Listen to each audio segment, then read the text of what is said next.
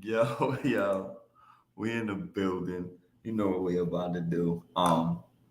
Every time I come up here, you know, I had a good day yesterday. Let me tell you what I did. I woke up real early in the morning, 6 o'clock, and I went to the gym trying to get this fat up off of me. And then I played some basketball. I played some golf. I shot some pool yesterday. Listen, I had a fun-filled sports day. I met some good people on the golf course. Um, Anybody who's in Norwich, they're gonna be opening up for anybody who likes to play golf. They're gonna be opening up a virtual spot year round. It's gonna have a lot of stuff in there that you can enjoy. So, as people on the East Coast, we get snow. It's cold outside. We're not going outside to play golf. We're sitting on the couch. So for about the same price that we would pay regardless. You go in there, it's a virtual thing. Work on your game. It's for improvement. But it's gonna be a good thing. It's called the Holy Club, and it's not spiritual, any religious shit. It's HOLEY, and it'll be in Norwich, and it'll be opening soon. I'll let y'all know, and then that's that. But we're gonna start this show. We got PPA in the building. Hopefully, we have a blaze of businesses here already. And hopefully a couple of y'all will come in. So let's get this shit started. Half the time I be hungover any motherfucker way. Ready or not, here I come. Where are you at? Oh! That's when you don't even care anymore. Playing hide and seek and I make it.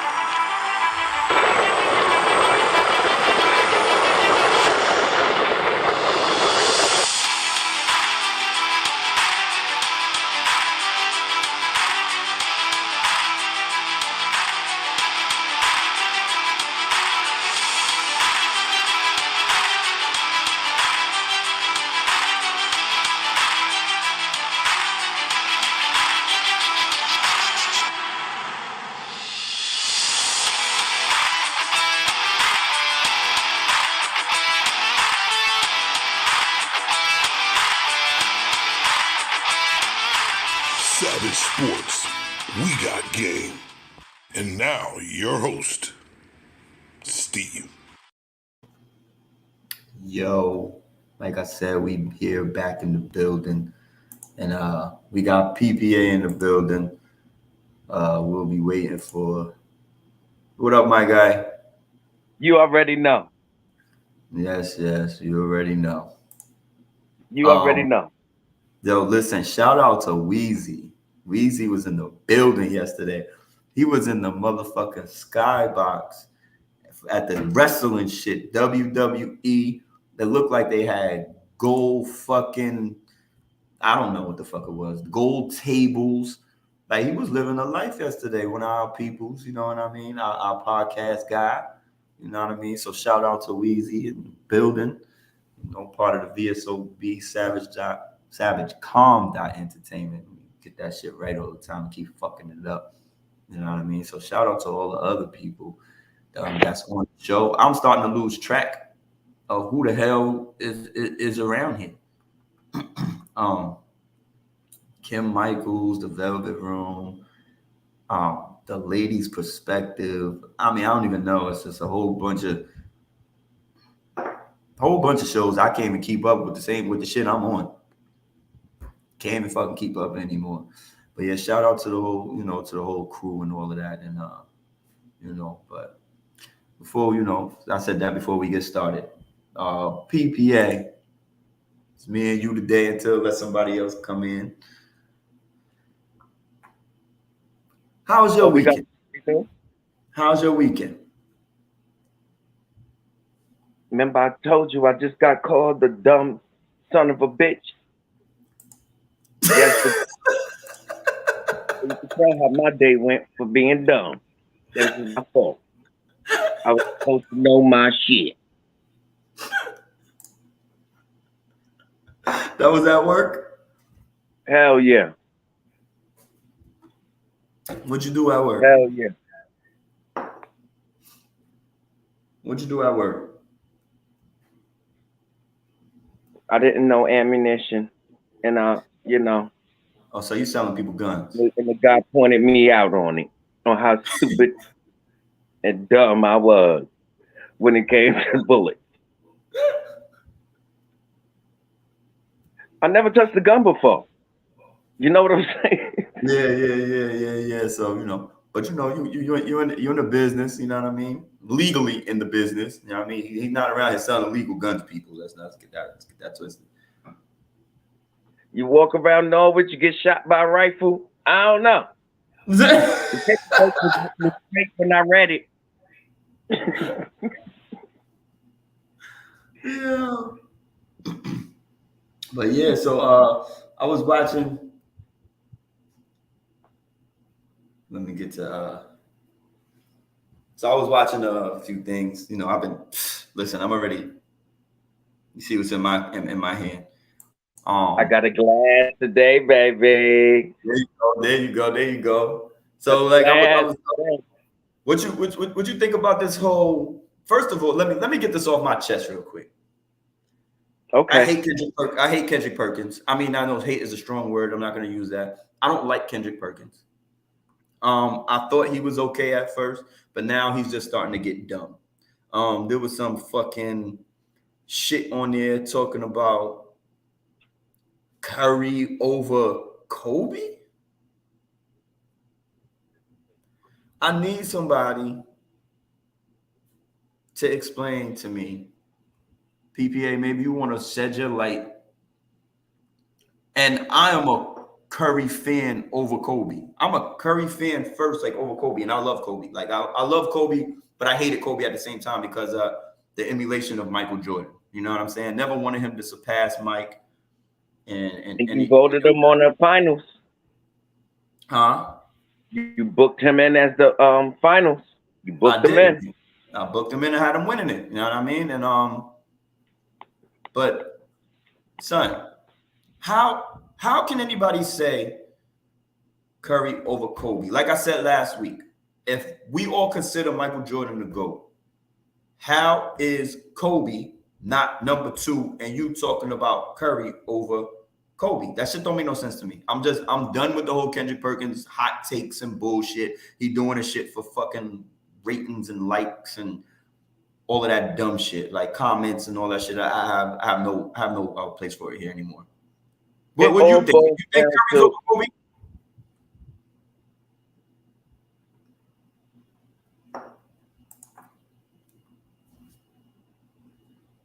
I say he's even with Kobe. How would he be even though? I say he's even with Kobe because of his trajectory. Stephen Curry could end up at the end of his career with more rings, possibly, than both of them, Kobe Bryant and Michael Jordan. Possibly, depending on who else he get. Because I think he's gonna run out of steam in a moment. I think this might be their last year to try to.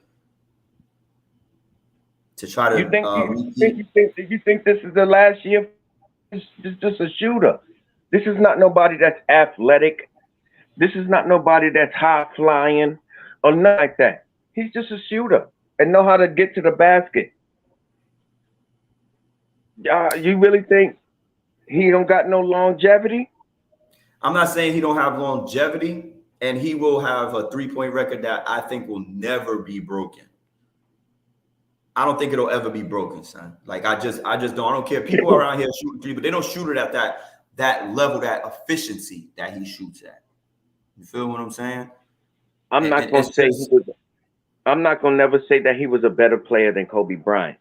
No, and this is what I mean. But by the end of his career, he's gonna be better than Kobe Bryant. Okay, so when it's all said and done, the thing is, Kobe is part of that old NBA. Stephen Curry is part of the new NBA. So Stephen Curry probably in some of these young guys' eyes is their Michael Jordan, just like LeBron James. That's their Michael Jordan for them.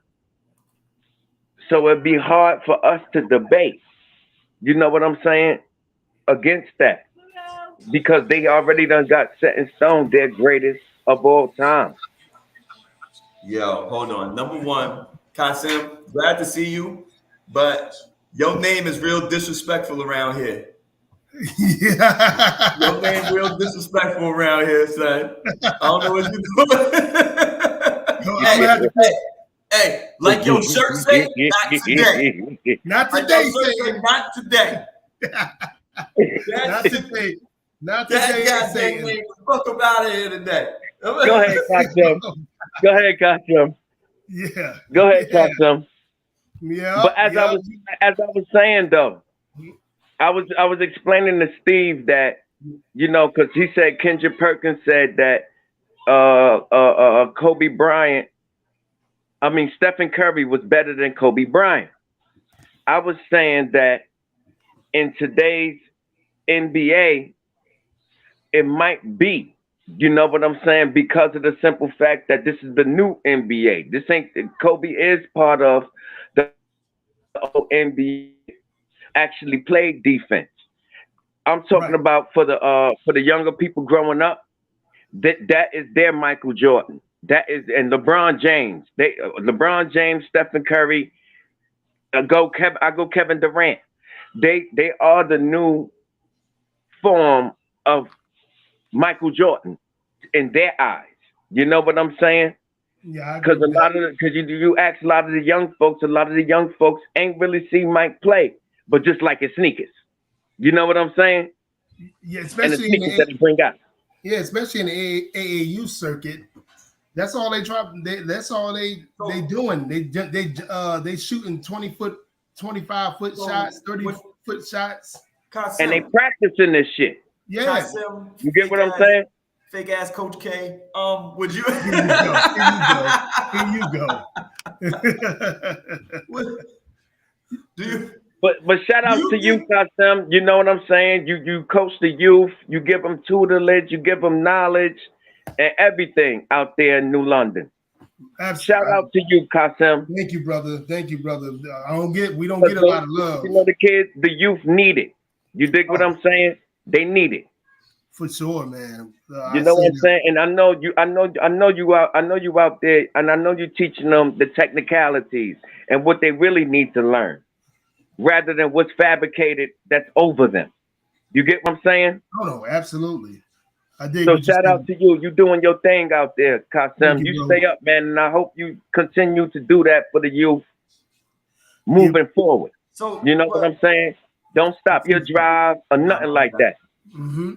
For sure. I'll definitely do my best, man. Real talk. In this climate that we're in today, boy, believe me, I ain't never seen nothing like that in my life. But I'm doing it. We doing it. I do it for the love of it. If I did it for just the money of it, I wouldn't do it. Go. And you're doing it during the pandemic. So that's love right there within itself. Right. Exactly. Definitely. Thank you, brother. Weezy. Give us some insight on last night, because even WWF, fuck that shit. WWF, because that's how I know. WWF. How was WWF last night? Well, I'm just gonna correct it right now so we won't get fined. so we won't get fined. It's WWE. And you know what I'm saying? I had a great time, you know. Shout out to cousin, you know what I'm saying, who did his thing with the the services, you know, treating us like we supposed to be treated, you know what I'm saying? We was up in the suites. There you go. It looked like it had gold tables in that bitch. Son, it had gold sparkles in the tables, bro. Oh man, he was living it up. That's had gold sparkles in the table. For everybody know, Weezy's a big wrestling fan, so glad he got to go. And I ain't afraid to admit it either. There you go. He's a big wrestling fan, but he got to live it up last night, y'all. He was in the fucking gold table skybox. Like, talk to him nice. Don't talk to him like no regular person. He's no longer regular. Right. You see, I changed my name too. I'm still at it and ain't even stopping either. That's a multi-billion-dollar corporation. Well, at least you didn't. At least you wasn't Coach K today. Yeah, Coach K today. I ain't Coach K today, but I'm umpire duty. But y'all know, but everybody know I'm a cockeyed nigga. I can't read all them little letters. It says I'm still at it. Ain't gonna stop either. I'm just saying. It looked like about 50 letters on my eye. Only 52. It's all right. It's cool. Yeah, you did your thing, though, Weezy? Huh? You did your thing. You represented. You already know, bro. Every time. You know what I'm saying? That's a multi-billion-dollar company wrestling. WWE. It is. Yep. It is. It is. Vince McMahon retiring. Yep. Vince McMahon retired 3 days ago. He retired. Yeah, he retired. You know what I mean? Because of the woke movement. That woman movement. Yeah, a rich man can't have a bunch of women paying for sex. If I was rich, I would pay for sex all the time.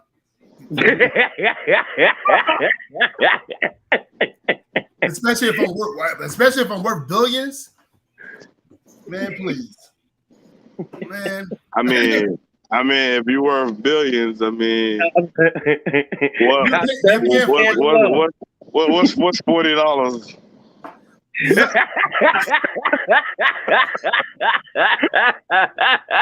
Hey, I go right to Providence. It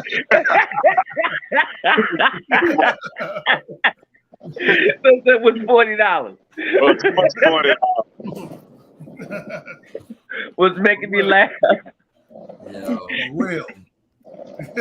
I ain't fucking with y'all today, but yo, while we got you here, Weezy. Yo, I was listening to some people yesterday. There are a couple bettors and shit. Yo, the fucking who was it? The Blue Jays? They said the Blue Jays put up 28 on Boston. Oh, listen, are you kidding me? I didn't. Let me check that out. 28. Listen, wow. I'm gonna say this because you know what I'm saying. Baseball is one of the highest paid sports on this earth. Yes. Correct. Second of all, guaranteed. Baseball is a sport where everything could happen at once. Okay, so I just got finished doing a game for the 10-year-olds. You know what I'm saying? A little tournament called War at the Shore. They do it going on Blades of Business. Guys, Willie. So you know what I'm saying? So this team came out, boom, hot. 5-0. Put up 5 runs in the first inning. Boom, hot. Now the team come up to bat, right? 3 outs. The team come back to bat, put up another 3. So now it's 8-0. So I'm thinking, it's gonna be a blowout. So that team get their 3 outs, that team come back up to bat. One ball hit down the third baseline. Stays fair, hits the third baseline, bounces up over the outfielder's head and rolls to the gate. Game changing. Game just got over. That team that was down 8-0 just won 14-8. Bruh. A comeback. Listen. A comeback in baseball, they say, is like no other. Like no other. It's totally different from the NFL or the NBA. Is it though? In a game in baseball, the NFL. I mean, yeah, you're right. I understand what you said, Steve, when you said you think so, because you could come back down 27, 35 points in a basketball game quick, especially today. So I guess, and then in football, there's been many a times where people was down by 35 points and won a game. So it can but I can understand with the baseball. Baseball could be faster. The momentum people batting and stuff like that. But I believe it's like in the same level of basketball, probably even faster of a comeback, especially today. That's why I say I'm not talking about just end game, not just end the game, playoff series and everything. All right, so off the top, because I witnessed the one series that I was able to witness a comeback because I betted on it was the Red Sox comeback against the Yankees. Yo, everybody betted on that shit, son. That was the best comeback ever. You know what I'm saying? And the nigga still ain't pay me back. I'm gonna kill your motherfucking ass when I see you ever again. He ain't give me my fucking money. I'm sorry, y'all. So off cue, because we on the baseball tip right now, but in sports general, like what was the greatest comebacks like you ever witnessed? Yo, this is gonna make me wanna. I broke.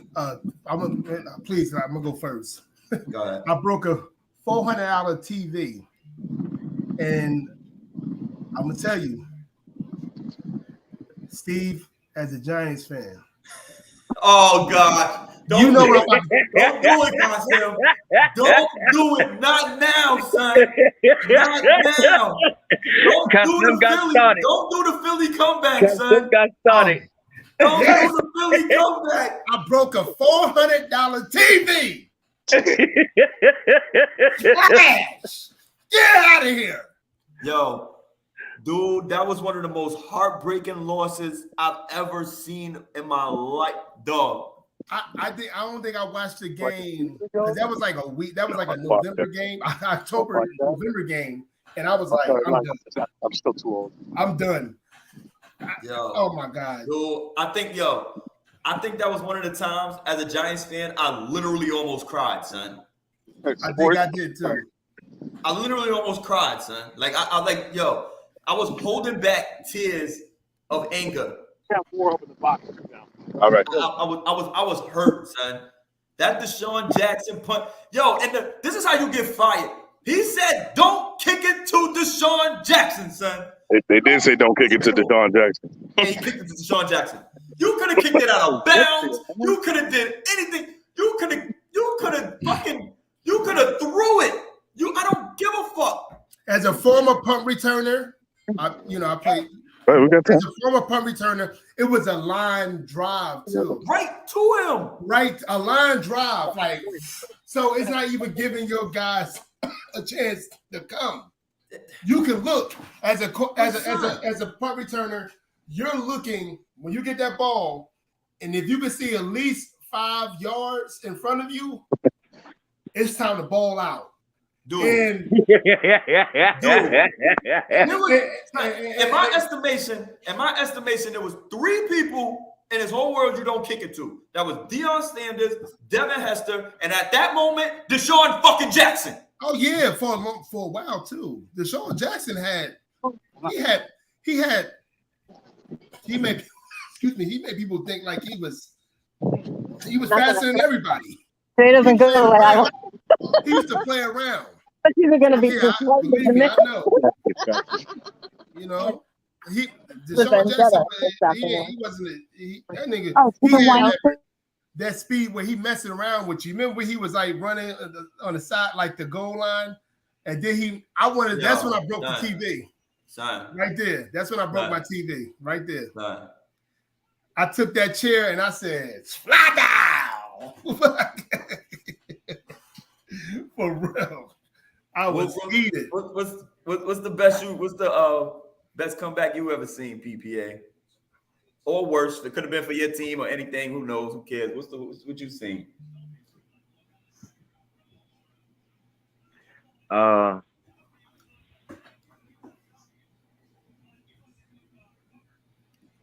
Weezy, if you don't get that shit off this gut thing. For real. Get the gut. And he got to be in New London County. Get the gut digging off this gut thing trade. You're right. Get that linebacker out of here. You're right. Yo, I know Weezy's umpiring at this is the children's games. They're the 10-year-olds or whatever year olds. Those are the mamas.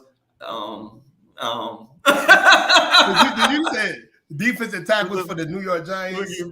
Get the motherfucking ass on So yeah, right? Huh? You caught my drift, right? I got kind of talked into it. So to get the stinking asses on the I'm gonna introduce y'all to the Connecticut Cannons real quick, okay? Connecticut who? Connecticut Cannons. Everybody say what up? What up? There you go.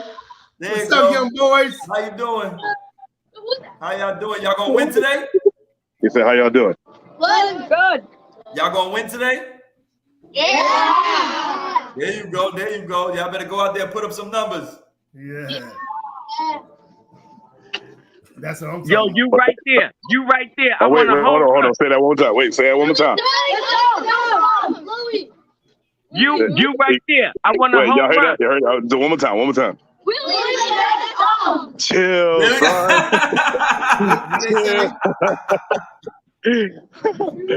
You know it. What they say?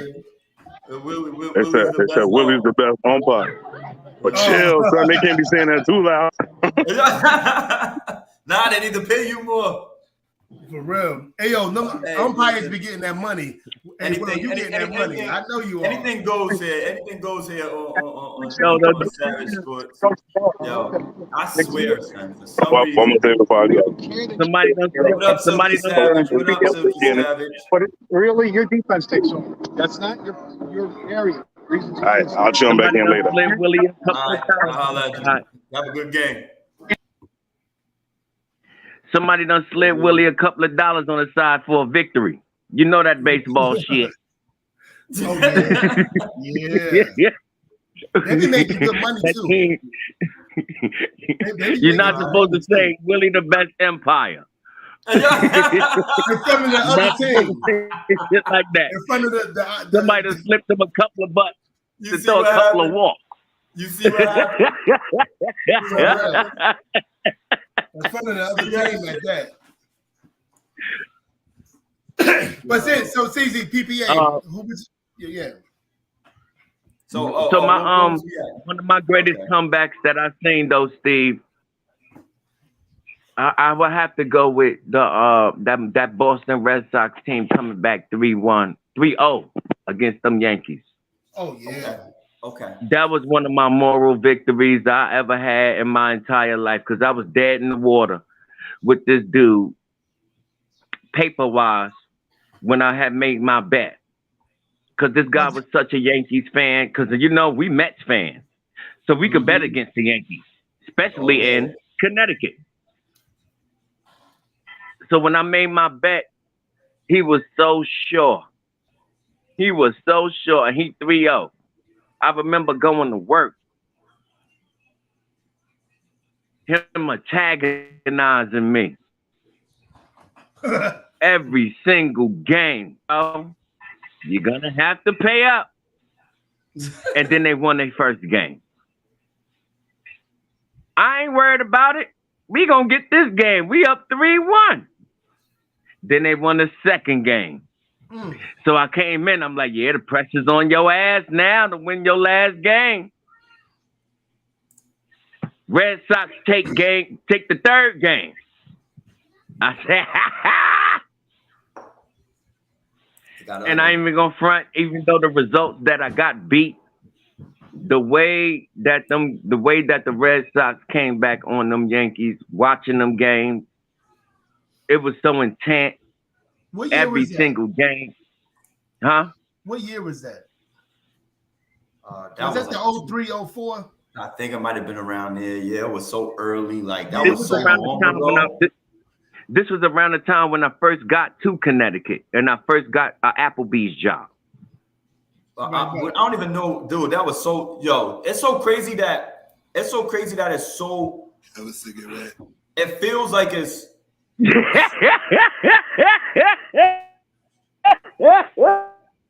What happened? No. Yo, it's crazy that it feels so. It was so long ago, but it No, feels so Steve, recent. mute his ass. I heard him. I heard this guy. You frozen. You know you can't move 3 inches out that Wi-Fi over there. So Hey. while PPA's frozen, I have 2, maybe I have 3. a couple, I'll give you 2 or 3 examples of the comebacks that I've seen. Number 1, I'm gonna go with the Reggie Miller shit. Oh yeah. Reggie High Miller, school. the 8 points, and I think I was in middle school. Yeah. that was crazy. We actually left and went downstairs. When we went downstairs, we thought the game was over. To the point we're out. We're gonna do something else. That was like a Motherfuckers like, yo, they came back and won. We had to run back upstairs to catch the hot. Just crazy, dog. Crazy. that was like a 1 minute, 2 minute span, right? That was in like 12 seconds, bro. Yeah, yep. And I actually saw the what you call that? The playback when they see on ESPN. Yep. And I was like, God damn, I didn't know it was like that many Reggie Miller, dog. I said, God damn, that was like 8 points in like 8 seconds or 12 seconds or some shit like that. Dude, it was crazy. It was, and I thought it was like I thought it was like a minute long. But yeah, like last year I saw it, and I was like, damn, that shit was really that few seconds. that quick. Yep. And then my other example is the Tennessee Titans against the Buffalo Bills. Yeah. Frank Reich was the quarterback. I was thinking of that too. I fucking remember that. Like, I watched that bitch from beginning to end. I watched that shit. Both. That shit was crazy. That's when I saw it. That's when I saw all the way back across. Yep. On the kickoff, the whole dude nuts. That shit was crazy. That was crazy. That was crazy. So now what was that? 30? They were down 32. They were down 32. When I was saying the football thing, that's what I was thinking about. What was that? 93, 92, 93. I think it might have been a little further than that, because that was the Eddie George McNair, I think. Oh, I thought you were saying the one with Buffalo when it was Houston Oilers. Yeah. Buffalo came back. No, Buffalo came back. That's when Buffalo was up. Buffalo was up. Tennessee came back. No, that's when Tennessee. No, Frank Reich. Other way around. Yeah. Other way around. You're right. Other way around. Tennessee. Yeah, Tennessee used to be Houston. I think Tennessee used to be Houston Oilers. And that was 92, 93, where Jim Kelly got hurt and Homeboy came in. Frank Reich. Frank Reich. And that Warren Moon was on the other side. Coach. Say it again? The coach of the Indianapolis Colts now. Yep. And Warren Moon was on the other side. And shit, I'm like, wow. Yep. Like I remember that one. That was like one of the ones I could remember. I can remember the Giants' first Super Bowl when I was like 9 to 10 years old. I can remember that, and I can remember that Buffalo Houston Oilers game, like where I was at specifically. So yeah, man, hell yeah, I remember that shit. When Cleveland came back on not Green Bay, Golden State. That was a big time. No. We'll get into that. We're gonna get into that. Hey, you listen. There's a reason why I do what I do. We're gonna get into that shit in a minute. And we're gonna get into that in a minute. Believe me, I already got this shit. I got ESP, that shit they call. What they call that shit? Yep. I know what y'all about to say. I know what y'all about to say days before y'all about to say it. Right. I know what y'all about to say already. But yeah, the other one was, I think it was the Clippers. The Clippers had a crazy comeback within like I don't know how many minutes, but I think they were down by like 20 something, and it was in the fourth quarter. Yeah. And they came back and won the game. Dude, I can't even remember how many minutes it was. I'm not gonna lie, I don't remember how many minutes it was. But I think they were down by like 27. Oh, okay. They were down by like 27 with like maybe 5 minutes left. Damn. Yo, what up, Mac? What up, boy? What Mac or Blacko? I think, Mac, that's you from work, baby. I think that's my man from work. You know what I'm saying? Thank you for chiming in. Thank you for coming in. You know, put your like and share to your page, and you know, get all this shit popping. Mm-hmm. Feel what I'm saying? We out here doing regular shit, getting fucked up. You know, we already talked on a Friday, Thursday, I think it was. I'm actually I got back late as fuck. I'm actually sharing. I'm sharing it right now too. Yeah. Like and share to your page, Mac. You know, chime in if you want. If you want a link to come in, we'll put it up and you can come in, cam up and talk your ish. Whatever you like, you know what I'm saying? Do what you do. You know, we in the building. We just talking shit right now. We kind of off subject, but it is what it is. You know, that's how it goes. That's how it goes when you talking. You know what I mean? We talk this sports shit and it just goes down. You know, go off kill sometimes. It is what it is. But what was I talking about? I'm gonna figure out that Clipper shit. Yeah, Clipper game. Yeah. Fucking. What other comeback that was Blake Griffin. They came back from 31, so I'm lying. They were down 30. And they came back from 31. PPA might know. PPA might know. If his Wi-Fi is good. he's not in the same place today. Sorry, people. PPA is not in the same place. So I can remember who the damn team. It was a comeback. There was a bunch of comebacks in the last about 5 years too. Like again, like when you guys were talking about the defensive side, you know, especially in the NBA, like it's easy to come back now because they don't play defense anymore. And the Clippers had another comeback though from 35 this year. Oh wow! They beat the Wizards. I forgot what fucking Luke Kennard went crazy for some odd reason. That's one of your Duke guys, right? Yeah. Luke Kennard's one of your Duke guys. PPA, click in and come back out, baby. Oh shit. Yeah, click out. So while he's going, Kasim, I had a couple questions. Football. Mm-hmm. What do you think about Kyler Murray getting that 230, 160 guaranteed? Yeah, I'm not gonna hate on it because that's when Cleveland did what they did with the guaranteed 230, and in other situations when what's the receiver that this guy paid when the Giants paid Homeboy that much money last year, $18 million a year, wide receiver. Galladay. When they paid him, that was through the roof. But let's talk about this year. Kyler Murray, I can't even say I don't think he deserved it. He ain't really doing because that's what they're doing. But if I'm talking as in the perspective of being an honest man, this is a situation where, like, hey, I don't think he deserved it. I would give, You don't think he deserved to? I don't really think he could deserve it because, to be honest with you, you know, I'd rather somebody else got that money than him. But this is what the protocol is. So get your $47 million a year.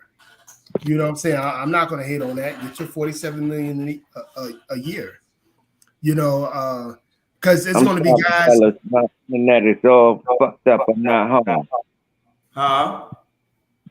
No, I was saying my bad because my internet is all fucked up in this motherfucker. I'm in no man's land, and I'm not home. I know. Everything can't be perfect every week. You know what I mean? It is what it is. No doubt. No doubt. Shut up, Steve. Shut up. We good, man. We good. We good. But real talk. This idiot done went and bought a goddamn Dollar Tree internet card.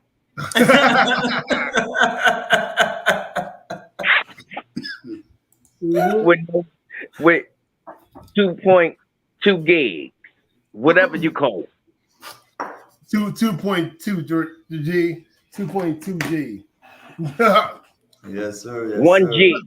1 G. 1 G. We'll talk about, so PPA, what you think about Kyler getting his bread? 230, 160 guaranteed. That means Lamar got a hell of a case. Here you go. Here you go with the fucking Lamar Jackson shit. That means Lamar got a hell of a case. Let me tell you something though. I'm just saying because he's coming off a rookie. This is off a rookie deal, Steve. But you know, you see how they treating Lamar Jackson. Do you not see how they treating Lamar Jackson, son? I know where you're going. I know where you're going. You see how they treat Lamar Jackson? They are not in a rush. They are not in a rush to get his deal done. And you know, and that's interesting. Yo, PPA, that's interesting, right? That's very interesting. Because Lamar Jackson is more company man, and homeboy, not Dollar Tree, he crazy.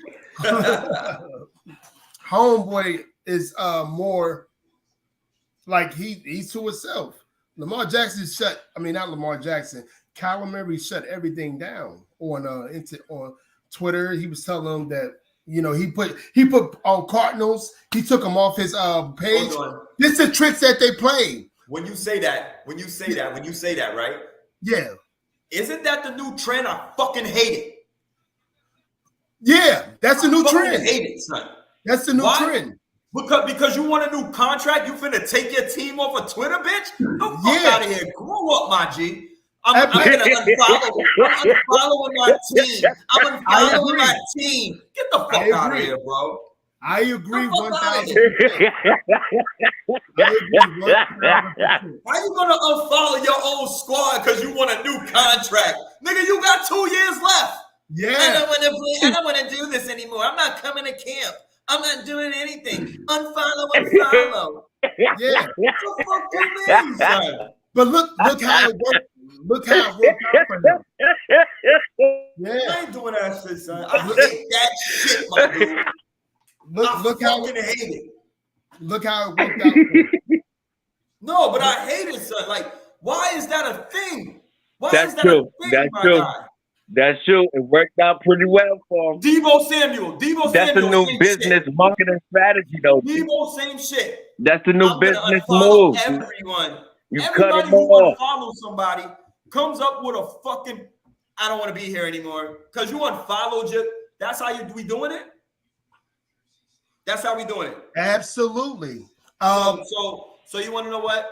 When I have a problem with you guys on the podcast, you know what I'm gonna do? I'm gonna unfollow you guys on Facebook and everything. And then until you guys get back to me with some real shit, we're not doing this. Okay, we're not doing this.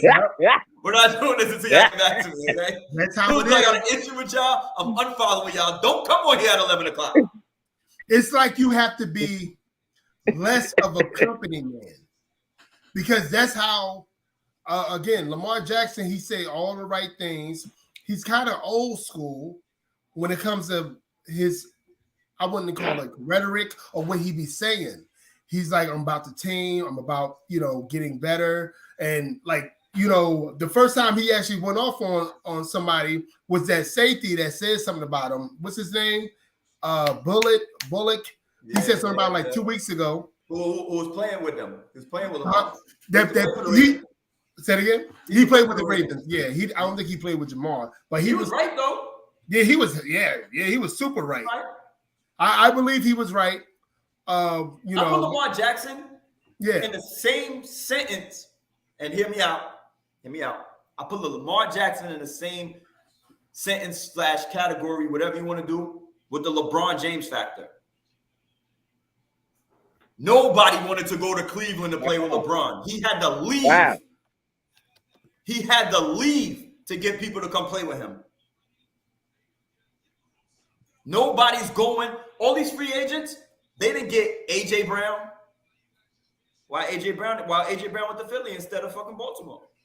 He went to play with a Jalen Hurts over Lamar Jackson. Devontae Adams could have played with Lamar Jackson.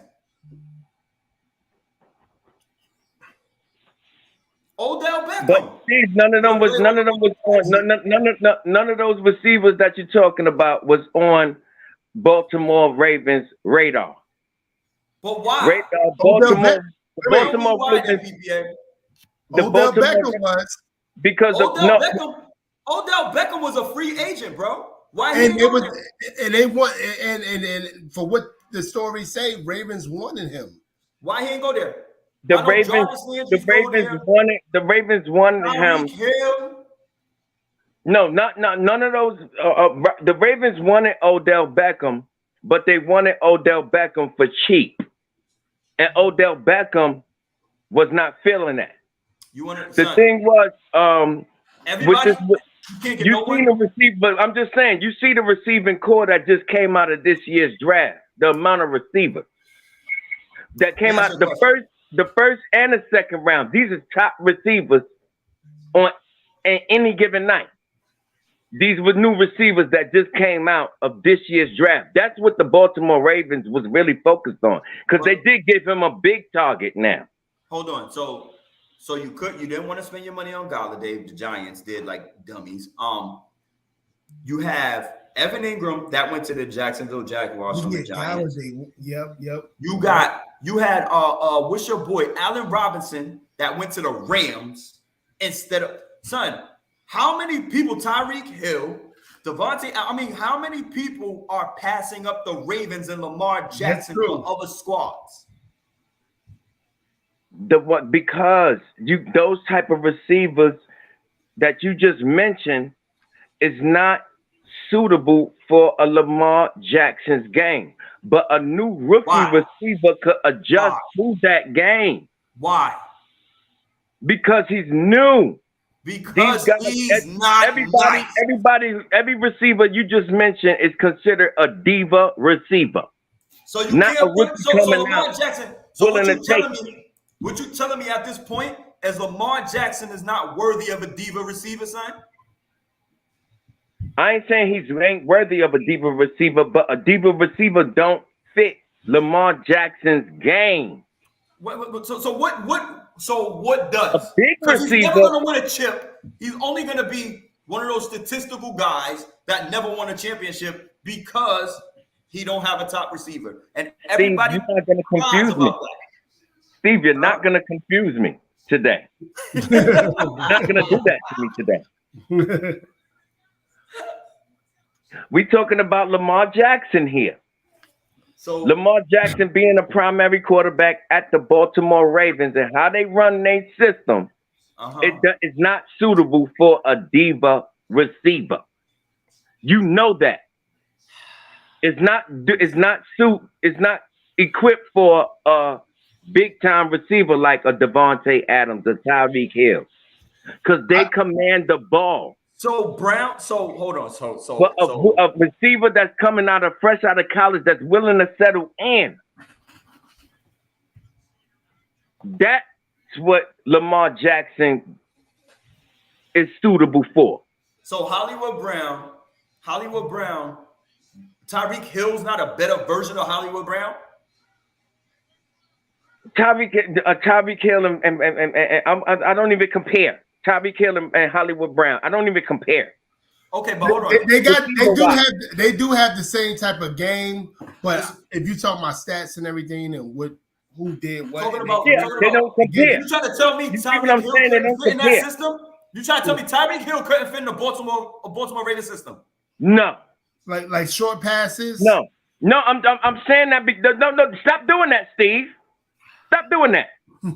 I'm saying that because of the way the Baltimore Ravens run their offense. They run their offense through Lamar. It starts with Lamar. You see what I'm saying? And when you got a primary quarterback like Lamar Jackson that runs and throws the football, big time receivers is not gonna work with somebody like Lamar, like a Tyreek Hill, like a Devontae Adams. It's not gonna work. All right, so They're gonna have to go into the draft. These guys command the ball. You get what I'm saying? They command the ball. That's why they're going to have to. Ravens are going to have to go into the draft, and they do draft really well. They're going to go into the draft to get their receivers because it's like you said, the top 10, top 15 receivers of the NFL is not going to want to go there because they feel like Lamar Jackson ain't going to be able to give them intermediate passes, aren't going to be able to give them. And now you see what I'm saying, because these diva receivers got things that they got to upstand. But you have to, you think about it. This is about checks and balances. Think about it. Yeah. If you 1,000-yard receiver per year, you're getting over 1,000 yards a year. I'm gonna tell you why I can't do this, PPA. I'm gonna tell you why I can't do this. Because you're telling me right now Lamar Jackson is not a top quarterback. If he can't get a good receiver the ball. I knew he was gonna go there. I knew he was gonna go there. Get them the ball, son. I don't think he's a top 10 quarterback. Son. This is why he's not a top 10 quarterback. I don't think he's just say it. Just say it, Steve. Just say it then, Steve. I don't like Lamar Jackson. I don't like Lamar Jackson. Him for 3 weeks now. I don't like Lamar Jackson. Just say it. He said it. Say it again. I don't like Lamar Jackson. Okay, now we getting there. Now we got groundbreaking news. He stinks as a quarterback. There we go. That's what I'm talking about. That's what I needed to hear. And a football player, because Lamar Jackson's a shit. But as a quarterback, Lamar Jackson fucking sucks. Kasim, you heard Steve these past couple of weeks. And we've been talking about Lamar Jackson each and every week these past 3 weeks. Right. And Steve had not gave Lamar Jackson no credit. I did as for a nothing. football player. His running ability or anything. As a football player. And how he throw the football, he's been criticizing of that. His spiral, all of it. He could run. Just say it. He could run. That's why I'm glad that you just openly admitted it. You don't like Lamar Jackson. Because he can't throw the ball.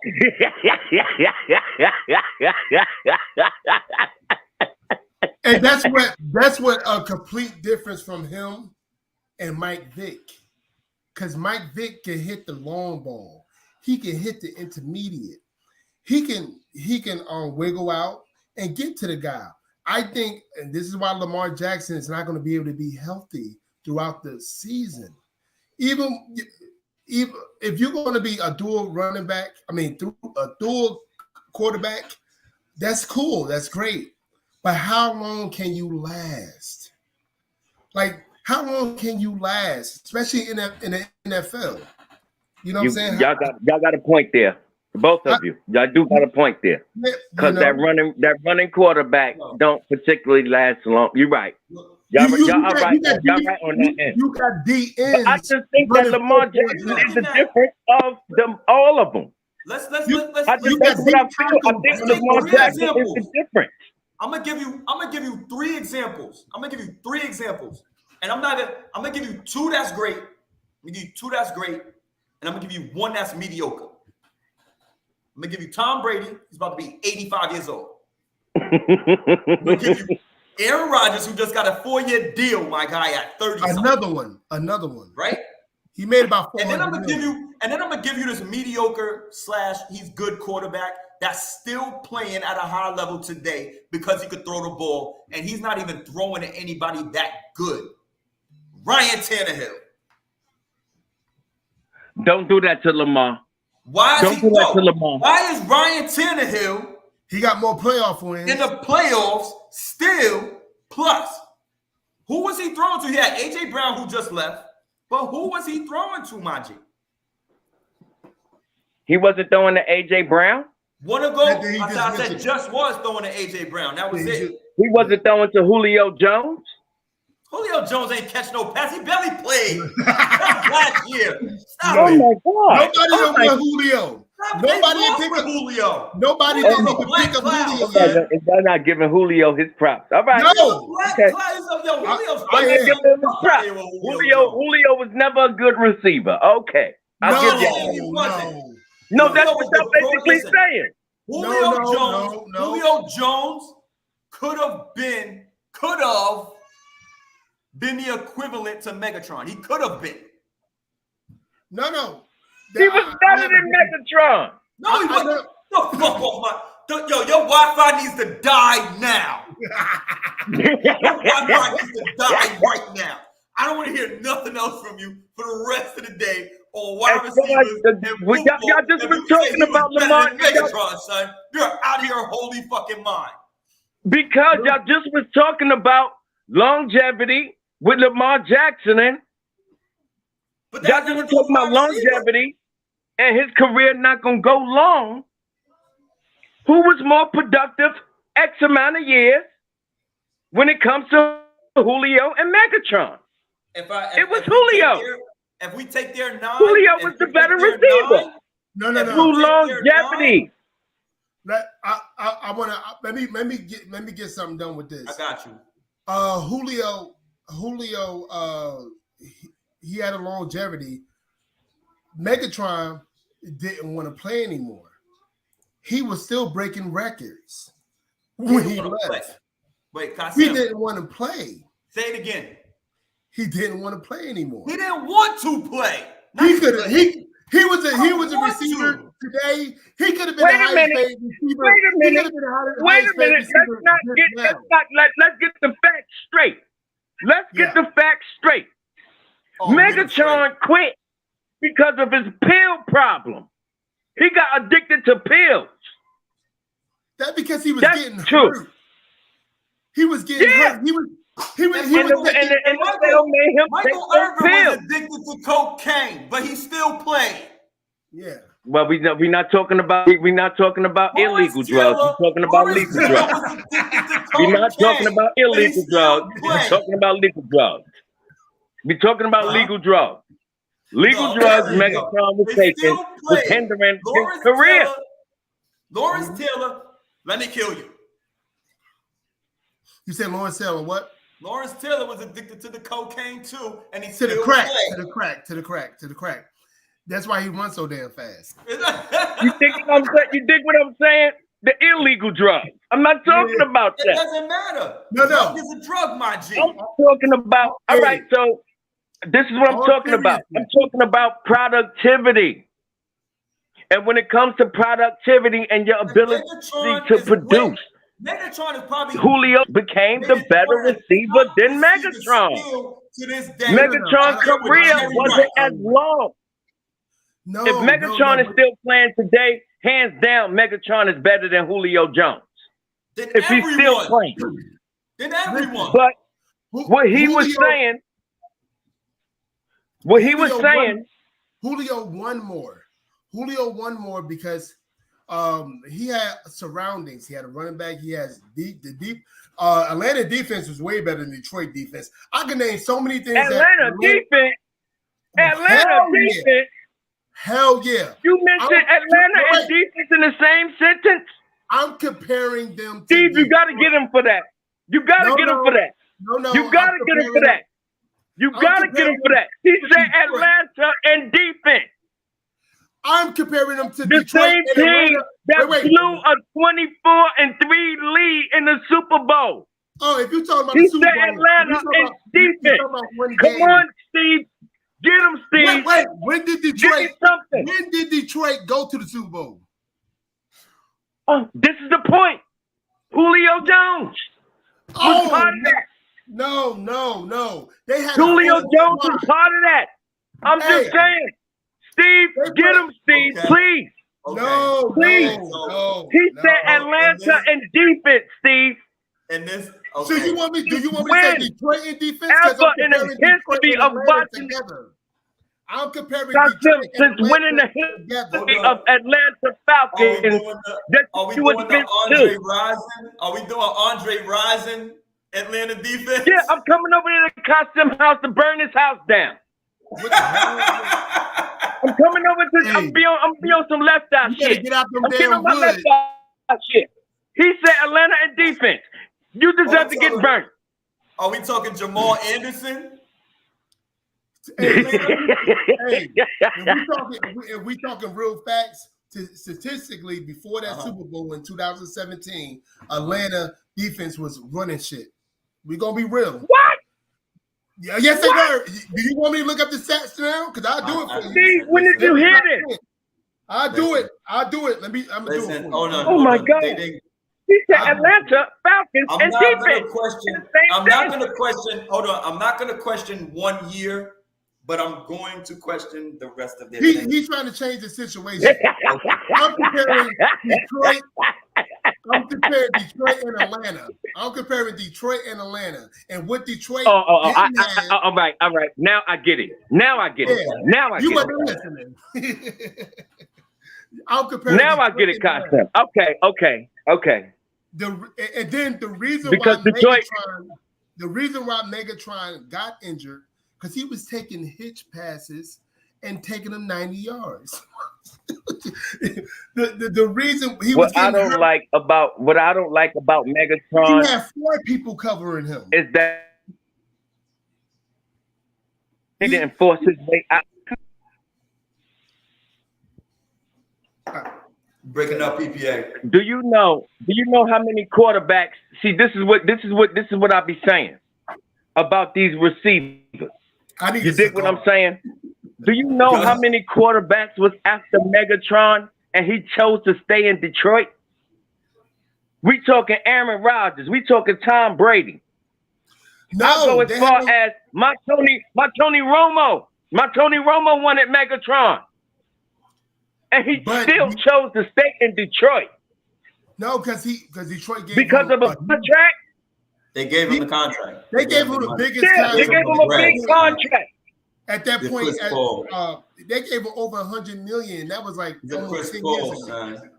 That was almost 10 years ago. Come on they now. gave a receiver I look at Megatron as wasted talent. How can you be that great and still want to play with those quarterbacks that he had to play with? Kittner? No, he did have Matt Kittner before Stafford. He did have Matt Stafford for a good 3 years or so. Kittner? No, I think he had. Yeah, I think he had Matt Stafford for a good 3 years or so. I think he had. Was Stafford for 1 year? No, I don't. Stafford came in and I checked, but I think he came in 2008, 2009, I believe. I checked. He's been playing for a while now. But quarterbacks can play for 20 years if they're not a dual quarterback. they can play for 20 years. If they want. When the only thing Megatron needed to do was one thing. Oh, real quick, to heal his injury. The only thing Megatron needed to do was just smoke some weed, and that's what he was trying to tell everybody. I want to smoke some weed. I'm getting. So he was Ricky Williams. So now Megatron was Ricky Williams. He was Ricky Williams. He ain't never been. Nobody never said a wide receiver. Megatron was the Ricky Williams. It was the Ricky Williams. For wide receivers, he was the Ricky Williams. No. He was the Ricky Williams. Yo, hold on. Yo, we're going to stay on this football shit, right? We're going to take a little halftime break, collect your thoughts. PPA maybe getting some, you're doing good, but your Wi-Fi stinks still, because you can't come on and show your face. But we're going to take a quick break. We're going to hit this halftime show, right? And then we're going to come back and we're going to do PPA's favorite segment, Love It, Hate It, or Date It. Y'all like and subscribe to the motherfucking page. You know, this is what we do. I'm going to go up here. I'm going to go up to 7-Eleven and get me an internet gig card. Yeah, go there. Yo, halftime is 1 minute. For all that don't know, Ant's not up here today, Mr. Grits himself, but it's 1 minute. Oh, damn. Real quick. Shout out to Ant. Enjoy your vacation, baby. Matt Stafford played with what's his name? Calvin Johnson. They saying 7 years. Yeah, that's Megatron. Yeah, 7 years. You see what I'm saying? Okay. You see what I'm saying? Wait till we get back, Costume. Hey, listen. Sometimes we not always right, and sometimes it's to be the reason. So we we come right back.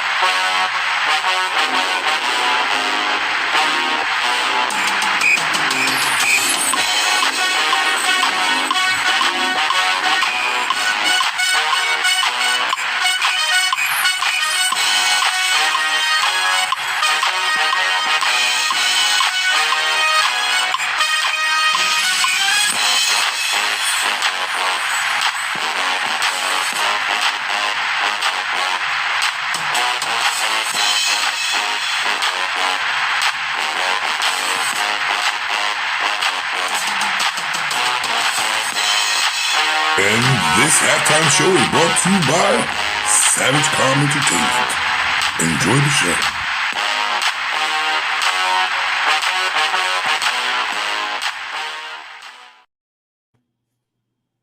All right, we back. We gonna whenever these guys come back. PPA, you still there? I'm back. All right. We're waiting for Kasim. Yeah.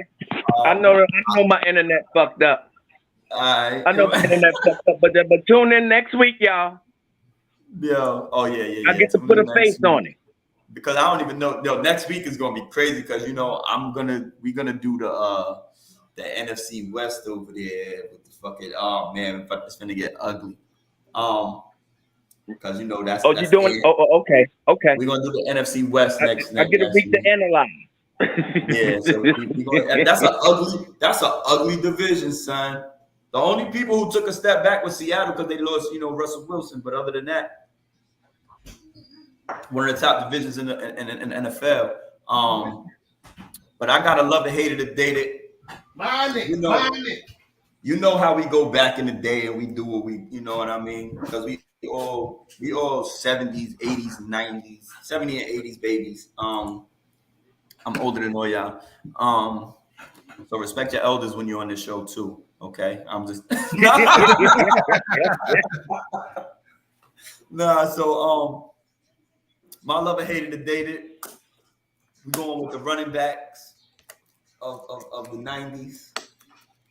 And I took the liberty of leaving out Barry Sanders because that is like everybody's gonna love Barry Sanders. Have no choice. But not except for me. Except for you. I mean, you can go there if you want. We can go there if you want to, but we're gonna do the love and hate and date it first, and then you could argue a Barry Sanders point, but I don't know how far that's gonna go. I'm gonna go. I went and did Emmitt Smith, Thurman Thomas, Marshall Faulk. That's easy.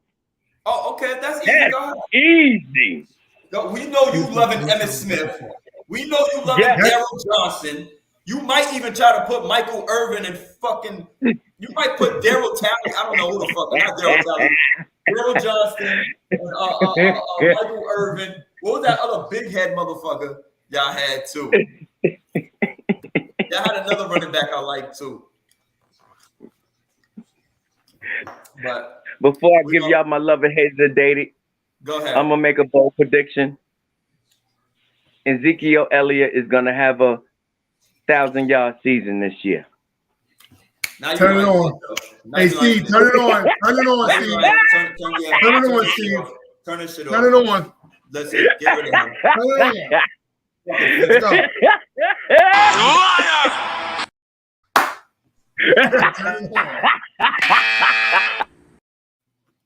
I don't want to have to use those today, but I did. That's that bullshit, son. That's that bullshit. You know goddamn well Ezekiel Elliott having no 1,000 yards. Do your love and hate of the data, son. We allow one bold prediction. That's not a bold prediction. That's a horrible prediction. You know, Tony Pollard is getting all of the fucking reps, my nigga. Come on, son. Too much of a fan. Yeah, too much at that point. But so maybe a level hated the data like Emmitt Smith, Thurman Thomas, and Marshall Faulk. I'm gonna love, of course, the great Emmitt Smith. Oh, yes, sir. Yes, sir. Y'all know my reasons. I ain't gotta explain. I'm gonna date Marshall Faulk because I felt that Marshall Faulk really carried that doing that what they call it, that West Coast offense. That's what they called it back then. The Rams, that Rams team, that West Coast offense with Kurt Warner. Rams? He carried that. He carried that. No, because that offense don't work if you don't got a Marshall Faulk behind you. That's what I'm saying. I get it, but they had everything. They had every fucking thing. Coming out, okay. They did, but it don't work if you just running past play. I'll go with it off the strength of Marshall Faulk being one of our best dual running backs, catching out the backfield. You know what I mean? It kind of, yeah. Marshall Faulk was a problem. He was a two-way running back. You know what I mean? There wasn't too many that. That's why I give Marshall Faulk his credit, because if you ain't got that threat, if you ain't got that running threat, yeah. Isaac Bruce, Torrey Holt. Yeah. Okay. Isaac Bruce is in my top 5. Isaac Bruce and Terry. Isaac Bruce is in what? He's my top 5 in all receiver. That's your opinion. You see what I'm saying? You see what I'm saying? You hear what's coming out of Costin's mouth? Do you see what's coming out of Costin's mouth? His first 7 years. Do you hear that? His first 7 years in the league, he beating out everybody's favorite, even mine, Jerry Rice, in yardage and touchdowns as well. His first Antonio Brown. He was better than Antonio Brown. His first 7 years in the league, he still is like number 1 in top 5. He was better than Moss? His first 7 years. 7 years. Moss had an incredible. Better than Moss? He had an incredible, what do you call that? Career. Better than Terrell Owens? Yes, 7 years. His first 7 years. Oh my God. I'm telling you the truth. Okay, so all right. So no. So we're gonna go all the way back. We go all the way back, my G. We go all the way back to our earlier ones. Kasim, you were not involved in this. To the point where we had a show, and I asked the question: do stats tell the whole story? We all came to a consensus. They do not. He was the first. You know what my consensus was? He was the first Antonio Brown. He could have been. He was. Could have been. I'm trying to tell you, he could run every route, and he was faster than Antonio Brown. Better than Moss? He was what? He was faster than Antonio Brown. In the combine? Look up, Antonio Brown ain't run a good 40 in the combine. He did. What he do when he got on the field? He's more of a game. What he do when he got on the field? He's a game speed guy, huh? What he do when he got on the field? That's what I'm saying. Yeah. I'm telling you, what's the name? He's another one that took his routes. He took under routes and took his 70 yards. Who was the other cat they had? Isaac Bruce. Torrey Holt was another type of Antonio Brown. What's the other? Hakeem. He played for the Rams too. Hakeem something. But fucking fast. Another Antonio Brown. Like these guys was fucking tight ends. Oh my god. What was my man Wilkie? The white boy that the Rams had too at that time. Prop.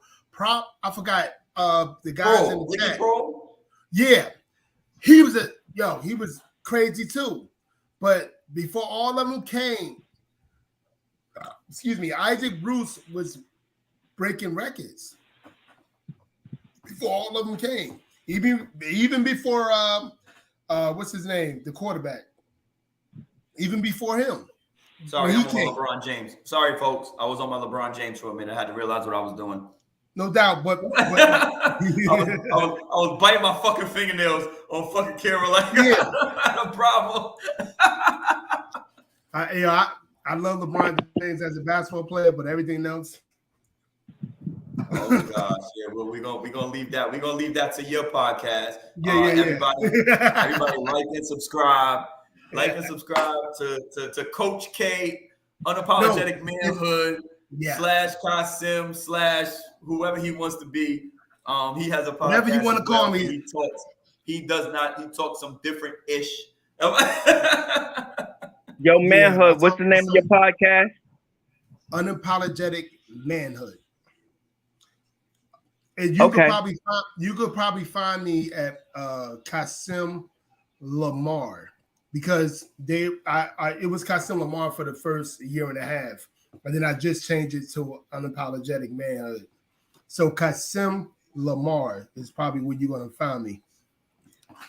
Kasim Lamar Jackson.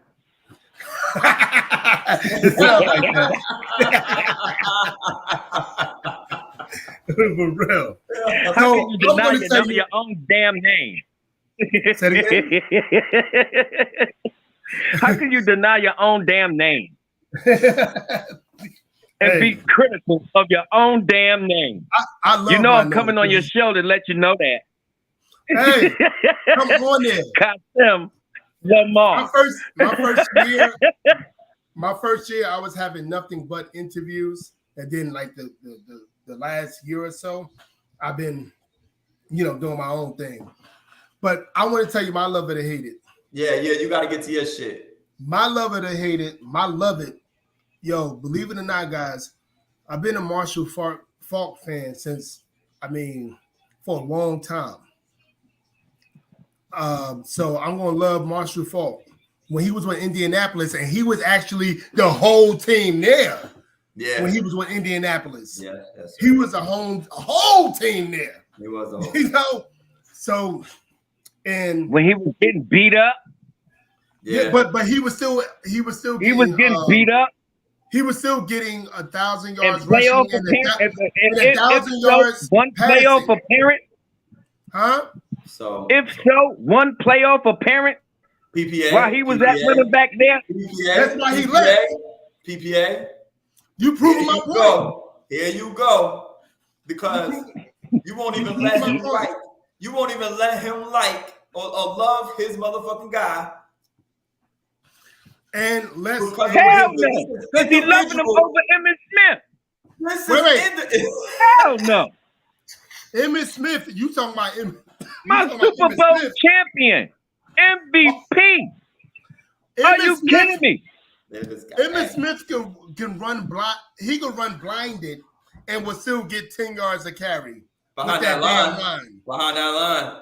With that line. Oh my God. Oh my God. Hell. Behind that line. Yo, behind that fullback. Behind that fullback, son. Yo, they had the line, and then they had Daryl Johnston in front of him. Oh my God. Who the fuck was it getting Daryl Johnson was gritty. He's an old school fullback.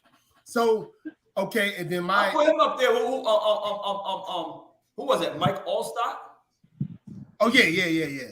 But Mike Allstott was a better runner, but he was a much better blocker. Yeah, I think Mike Allstott was actually a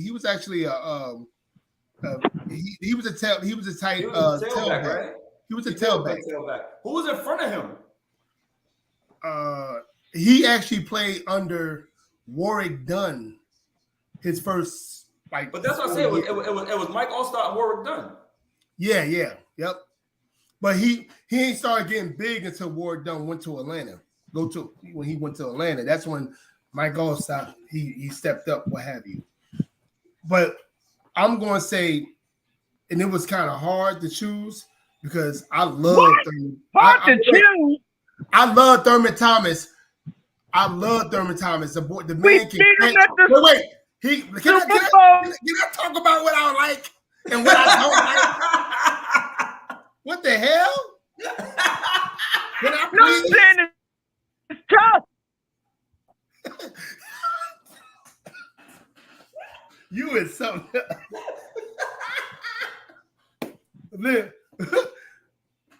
It was hard I forgot. I am on YouTube with 2 fucking Giants fans. I can't forget that. I got to remind myself that. Doing anything. This is 3 individual running backs. Who you like? Listen. Okay, it was hard. It was a hard choice. It was between Thurman Thomas and Emmitt Smith. He said his love for Marcus Thomas. Thurman Thomas had a great career throughout. And I guarantee nobody can't even say one offensive lineman that he had. But as a kid, I loved Emmitt Smith. So Emmitt Smith, I would date, and Thurman Thomas, I'm gonna have to put to, hate it. But it was a hard choice. So goddamn, let me finish. No, because he loved Marshall Faulk. I do. He ain't no Cowboys fan, nigga. What are you talking about? You are making me curse. And it was hard to pick either Marshall Faulk or Emmitt Smith because, in my locker room, from 90, since high school, I always had Emmitt Smith or Deion Sanders. Always. That's all you will see in my locker. Posters of them. You know what I'm saying? And I was a huge Giants fan since I was 9 years old. But I just liked how they, Deion, I played more. I was like a more Deion Sanders guy. I ain't had the speed like him, of course. Nobody don't. But I was more like a Deion Sanders guy when I played on the football field. Mm-hmm. And that's why I love Deion. I love that charisma. I love that, must be the mind that I loved all that when I was a kid. So, and then Emmitt Smith, I was a running back, and my coach used to always say, you better run behind your damn block like Emmitt Smith. So, and I just, hell yeah. I was a huge, but Marshall Faulk is the dude, man, for me. Marshall Faulk and Deion Sanders is who I relate my football career on. Okay. I ran like Marshall Faulk on the offensive side, and I played defense like Deion Sanders. Okay. All right. Yep. I'll give you that. Yeah, he shut down just because I said me personally,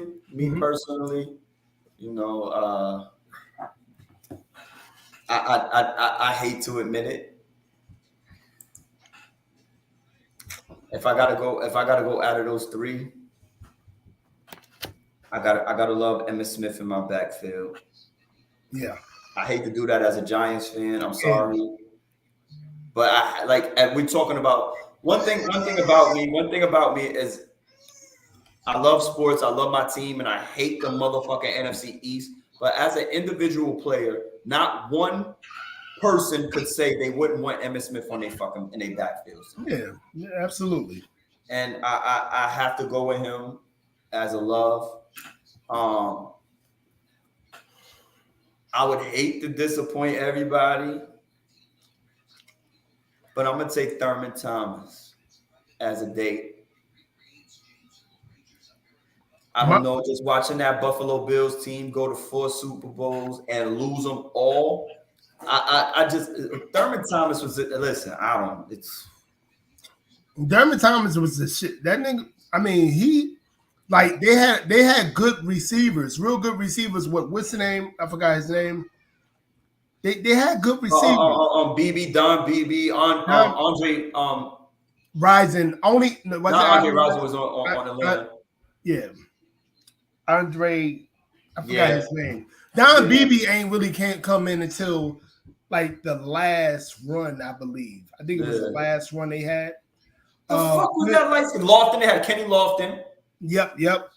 They had some good receivers. Mm-hmm.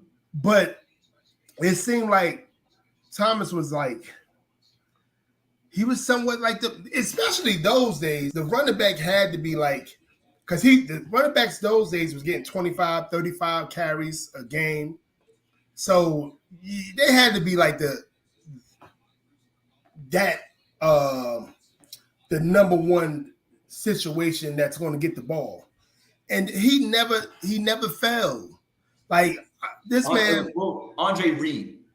Yep. Andre Reed was an All-Pro, was Hall of Famer.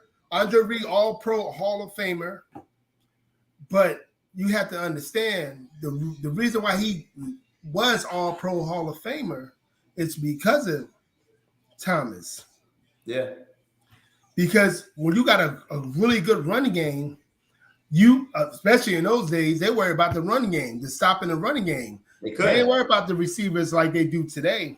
And they couldn't stop it. And then you had Jim Kelly back there. Oh my God. And then you had and then that defense with Darryl Talley. I said his name earlier, and fucking Bruce Smith, all of them. The corners was good. Front seven, probably one of the best front seven in NFL history. They'll never be talked about. Never. And this is where I go back to fucking. Yeah. Give me a second, people. Give me a second. PPA, I hope you here. Give me a second. I can't. This is where I go back, and you might like this, Kasim. You might not. I don't know. But we're gonna take a. Oh my gosh. I want to give us a second.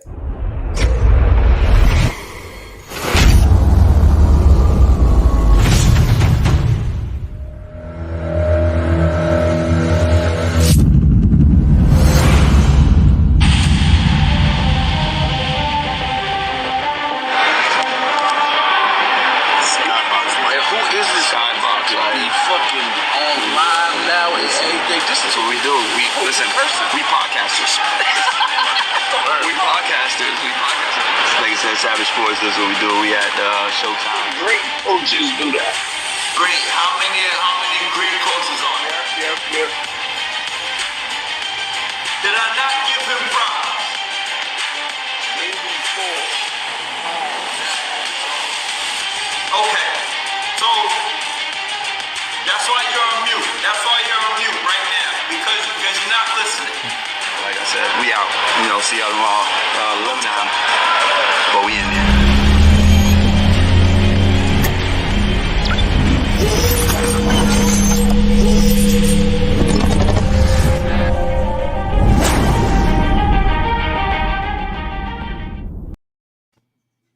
And listen, all of that editing and commercials and all the halftime and all of that shit, that's big up to Jim Savage. He do all our little producing and all of that shit. And, he big ups to him. You know what I mean? We don't even have no fucking schooling or none of that shit. You know what I mean? We just figure it out. So we doing SavageCom.entertainment. Go look it up. It's all entertainment from the ladies' perspective. Kim Michaels, Velvet Room, all of that shit I don't know nothing about. You know what I mean? Come check it out. Do it is what it is. Whatever you like. Maybe a lady might like it. If I say ladies' perspective, it's in the building. You know what I mean? It's new, up and running. So, go check it out. You know what I mean? We have fun over here. We talk that shit. It is what it is. But Kasim, if PPA can get in here, it is what it is. But I even got half the shit covered. We an hour and 30 minutes in. I wanted to go so many other places, but you know how sports goes. Talk about the LeBron James shit. The Buffalo Bills led me to LeBron James. Right. So, like you said, they'll never really be talked about. Why wouldn't they be talked about? Because of media. Because they never won, though. Yeah, that too. Yep, that All too. right. So when we talk about everything else, LeBron James has a losing fucking finals record, right or wrong? Yeah. 4-7. What is he? 4-7? Yep. 4-7. Yeah, 4-7. With the so we celebrate 7 losses. Oh, it's so hard to get there. It's so hard to get there. Bitch, what you do when you get there? Freeze.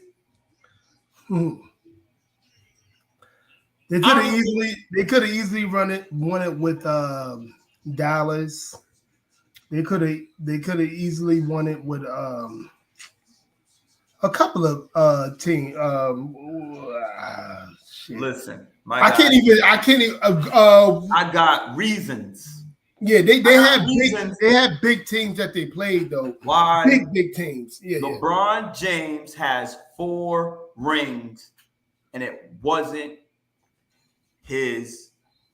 He didn't do shit. There's reasons he got 4 rings, and my reasons. These are my reasons, and he wasn't the reason that they got 4 rings. Down 0-1 to the Oklahoma City Thunder. Russell Westbrook, Kevin Durant.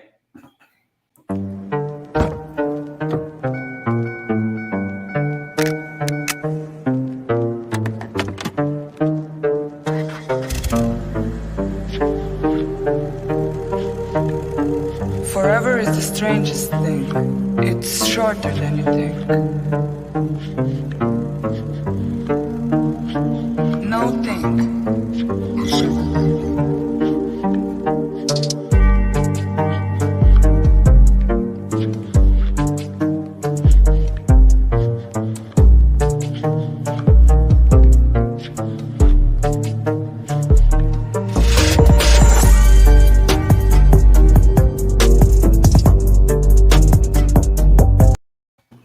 My reason number 1, they were down 1-0. I mean 0-1. Miami was down 0-1 to Kevin Durant, Russell Westbrook. Did you not see that score? That was a 2-point advantage. Miami at that time. They just gave the ball up, 2 turnovers. Kevin Durant to score the last 5 points. The last 5 points, son. Yeah, the layup, came back, had a turnover on Dwayne Wade. They hit a 3. Kevin Durant hit a 3. Get another stop, come back down, and got the ball on the baseline. Kevin Durant was on fire. Did you not see they did not call that foul? But do we need to see the foul again? I don't know if people want to. I don't know if people understand. That was a fucking foul. You can't put your forearm, and rub down on his arm and fucking. Come on, dog. He looked like he was like that somewhere else. Foul. Yeah. At the end of the day, it's a foul, son. I'm showing you.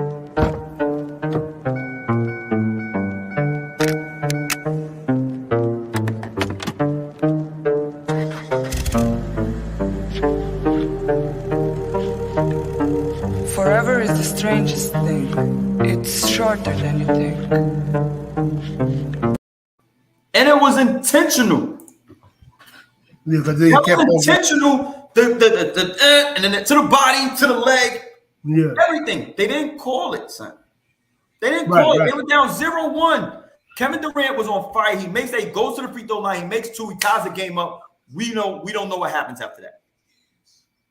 We don't know what happens after that. I don't know if people probably don't remember that shit. They probably don't remember that. I remember that baseline shit like it was yesterday, son. I talked about it more than one time. Right. Remember that shit like it was yesterday, son. I was like, yo, they're cheating. They're fucking cheating. When I watched the game, I seen it. I was like, yo, they're fucking cheating for LeBron. Now, let me go back.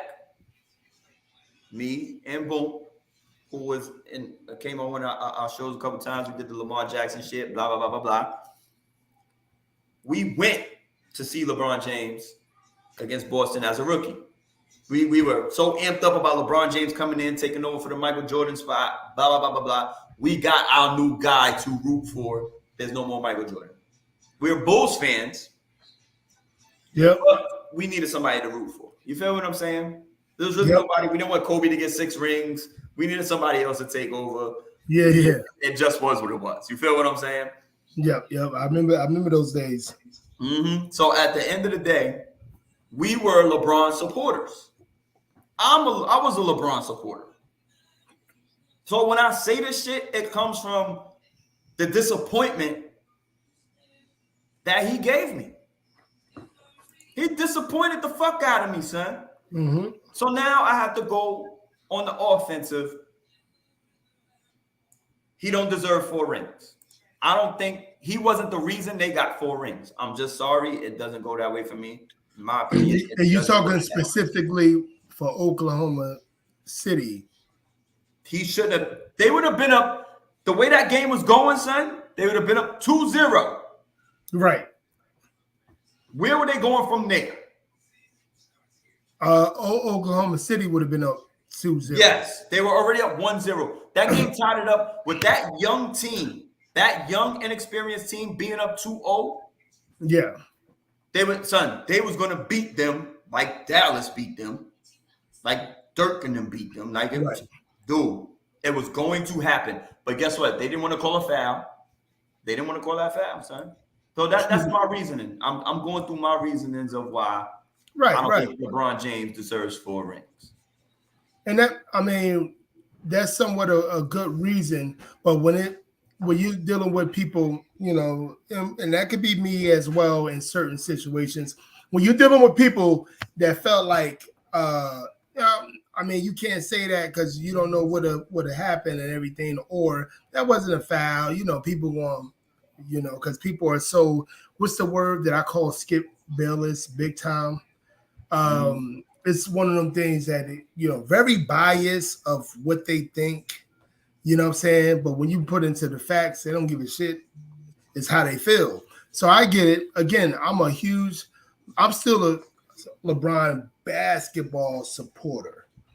You know what I'm saying? I believe the dude, he's big time. But when it comes to certain games, he get away with certain things. Michael Jordan got away with a bunch of things. Don't do that. Yeah, if we want to, if we're gonna go, don't do that. Hand in hand, Michael Jordan got away with a bunch of things too. Who cares what he got away with? He won. See? Who cares what he got away with? He won. Yeah, he definitely won. He definitely won. Michael Jordan was the reason. Michael Jordan was the reasons that they won. He was the top reason. I wouldn't say he was the ultimate reason. He was the top reason. Let's show another reason that I don't have. That they So we talking about the Warriors up 3-1. Now let me make it clear. I don't think the Warriors should have been there. Let me just be clear. I don't think the Warriors should have been there. They shouldn't have been there. Let me tell you why they shouldn't have been there.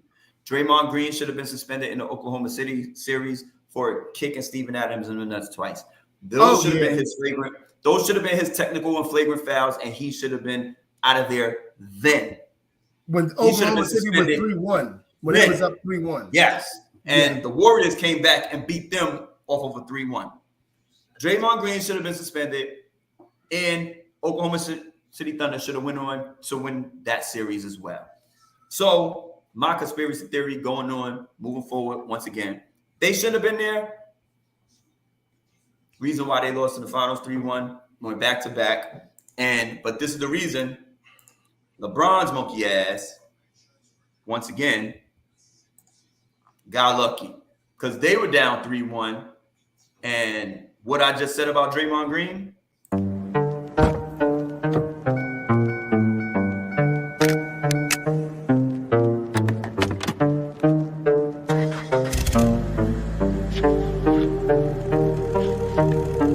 Forever is the strangest thing. It's shorter than you think. No think.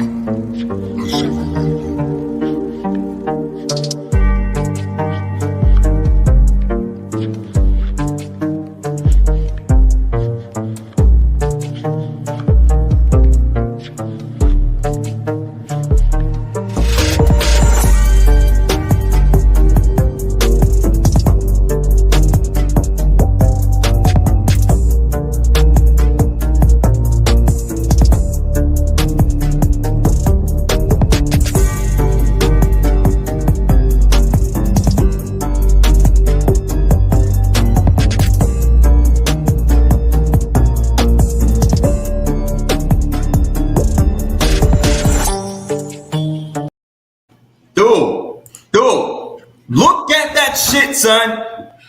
Who was the initiator and who was the bully in that situation? Oh, because he fell quick. Because you know LeBron is powerful for what it looks like. He's powerful. No, he is powerful. Yeah. So, like, because he fell. Hold on. Because it's not a fall. It's not a fall. Yeah, no. I'm just saying because he fell. He got thrown on the floor, son. Power LeBron. Like I would, if I as a referee, I would have called Tech quick on both of them. Okay, all right. Hold on, though. Hold on. Did you see the initiator? Yeah. The initiator was LeBron. He threw him on the floor and then proceeded to step over him. Why he ain't run around? Right. Because he's getting to the point. Like I can't. He's maybe because of LeBron, man. Like let's say, like they were down 10. Let's say dude trying to overpower you, like or me, or he trying to overpower you, but you got the best of them, and you like get your ass out of here. Like you know what I'm saying? That's how LeBron felt, but I think Draymond was the instigator of the whole thing. Yeah, Draymond got 1,000 different situations where he was the instigator. Not at that point. I think he was the instigator on that. But guess what? Hold on. LeBron finished it, and then he continued to be an asshole when he stepped over him. If anybody step over, what do you want to do when a nigga step over you, son? But the adrenaline building. Tell me what Draymond did. Tell me what Draymond did in that situation to get a flagrant foul and get suspended for his points. Tell me what he did. Tell me what. I don't know why he got. Let's watch it again. Right.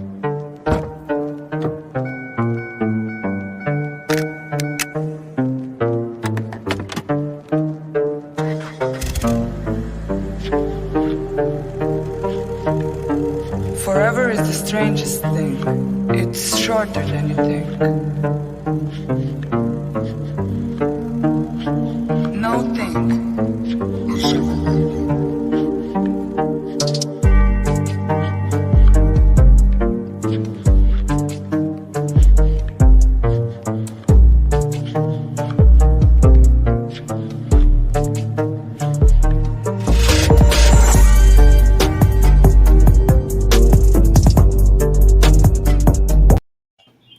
The instigator was, I'm looking at it, the instigator was Draymond Green. Where?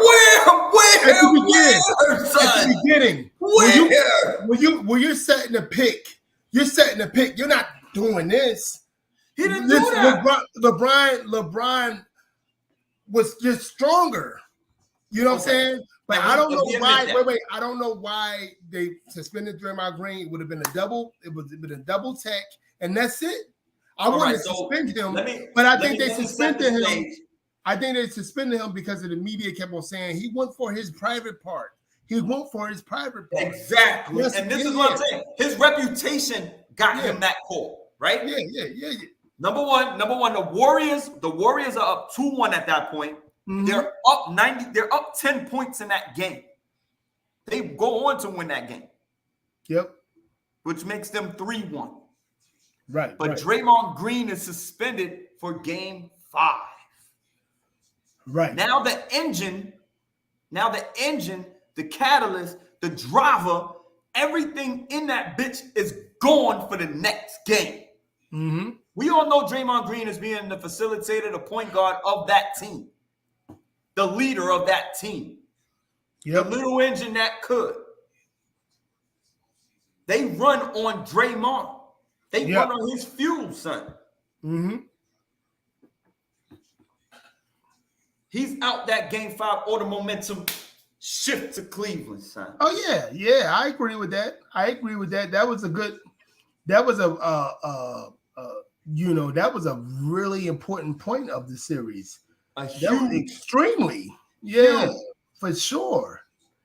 But let's look at what's his name was doing. What's his name? Steph like disappeared. He disappeared. He didn't want nothing to do with it. He needed his he needed his Draymond Green. And then he needed that. And then like that's why I don't. When people be like Steph top 10 ever, like it be people that be saying that, I'd be like, what? Like he's not top 10 right now. He's not top 10 right now. Yeah, I'm like, what? Like, no, he's not. Like, because he needs people like Draymond Green. Draymond Green is why that damn. But that's a team though. So they play good team ball, right? So, all right, let's get back to another reason why LeBron James has nothing to do with his fucking victories, his championship.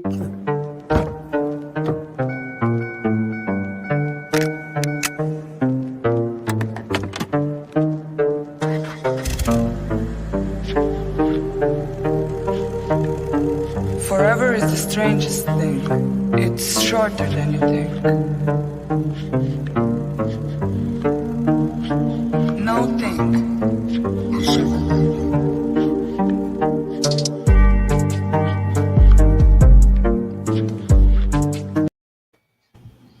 Can somebody please tell me why the best player in the world doesn't have the ball in his hand from damn near the whole play? Please explain to me that. Hold on. The best player in the world / team, your team, Cleveland, from day one. Please explain to me. Michael Jordan would have never not had the ball in his hand. Kobe Bryant would have never not had the ball in his hand. Magic Johnson, Larry Bird, Isaiah Thomas. Keep going down the line of motherfucking nice ass niggas. I see your point, but it was situations. I'm not gonna say that wasn't a situation. No, I ain't gonna say Michael Jordan, but it is situations where a lot of top 10 all-time talent, top 20 all-time talent didn't have the ball in the hand. Hold on, let me show you. Let me tell you something though. Hold on. Yeah. Michael Jordan made the pass to Paxson. Michael Jordan made the I'm pass. not even talking about Michael, to be honest with you, because I remember that. What I'm saying. Michael Jordan made the pass to Paxson. He made the pass to Steve Kerr. He still had the ball in his hands to make the decision, because when the double team come, the triple team come, whatever it is comes, you're open. I'm going to make the correct play, which LeBron bases his basketball life on. I'm going to make the correct play. Bitch, the ball not in your hands to make the correct play. Well, it was in Kyrie Irving's hands. We can look at film on what I'm saying is we can look at film at all the greats that didn't have the ball in their hand. They had the ball in their hand. We can look at certain situations during the point of win or lose. During the point of win or lose, we can make those same circumstances on why they didn't have the ball in their hand. I can make a Magic Johnson. I can make had the ball in his hand. With Larry Bird. I can make situations where they didn't have the ball in their hand in that last 35 seconds, because that was like they did. That was like a 25-second thing. They did. They didn't have the ball in hand like the last 25 seconds. They did. They touched the ball, so they made the decisions. I'm not saying they made the shot. If you watch that shit, passing. Kyrie took control of that whole situation. I'm not even a Kyrie fan at this point. I'm not a Kyrie. Right. But Kyrie Irving is the reason. He came, he got the ISO. LeBron went and sat in the fucking bleachers. You know, it ain't that simple. It was LeBron sat in the bleachers. Why? LeBron, it was told that if you wouldn't have given the ball to Kobe. Yeah. What's that? Say it again? If you wouldn't have gave the ball to Kobe, if you wouldn't have gave the ball to Michael, matter of fact, hold on. Do we not remember the Indiana Pacers series where Paul George was like, yo, why the fuck you ain't give me the ball? Against the Cavs, I think it was. I'm not completely sure at this moment. But Paul George was bitching at against the Heat. I forgot, Against the Heat, I believe. When LeBron and he was like, yo, why you didn't give me the ball? Yeah. Why? Yeah. There was no reason. I'm that guy. I'm the man on this team. Why you didn't give me the ball to make the decision? I'm either going to kill my man or you're going to be open for me to give you the shot. Give me the ball, put it on my shoulders. LeBron didn't want none of that smoke. Okay, in that situation, you're absolutely right, because it was told that LeBron said, when they was like, LeBron, you getting the ball on the what's so-and-so, and then he said, let's give it to Kyrie. Let's make the play for Kyrie. And they did, because of what LeBron said. What did he say? I don't want the ball? No, he didn't say it like that. He said, I don't want this pressure. No. I don't like this. No. He said somebody else. Somebody else. He said, let's give it to Kyrie on this one. Why? We can put that shit from Isaiah Thomas. We can put that shit Isaiah Thomas a couple of times where he had Dumars, and Dumars won the whole offense, and Dumars made the right play, and they winning 2 championships in a row. Tell me why LeBron, the best player in the world, would tell somebody else to take the last shot. One of the last shots. That's their opinion. I think LeBron James is. I told you about how I feel about LeBron. Like, he's like 1A, and I think Mike, and it's kind of hard. And then when I said that last week, and I was like, damn, yeah, because Michael Jordan is like, that nigga get the ball, get the ball, Michael Jordan, stupid. Like, everybody was like that in the 90s. Everybody. I don't give a fuck if you was a Knicks fan. You were saying that. So it was like when I said that last week, I was like, damn, I said that. But it's like, LeBron Mitch. He said LeBron and Mitch. It's like LeBron and Mitch. Yeah. That's funny. That's funny. Yeah. And he kind of right. That's from the what's the name? I feel the same. Yeah. I feel the same way about LeBron, his personality. I really think he's a Mitch. I said it a couple times in my my YouTube channel. I said it a couple times.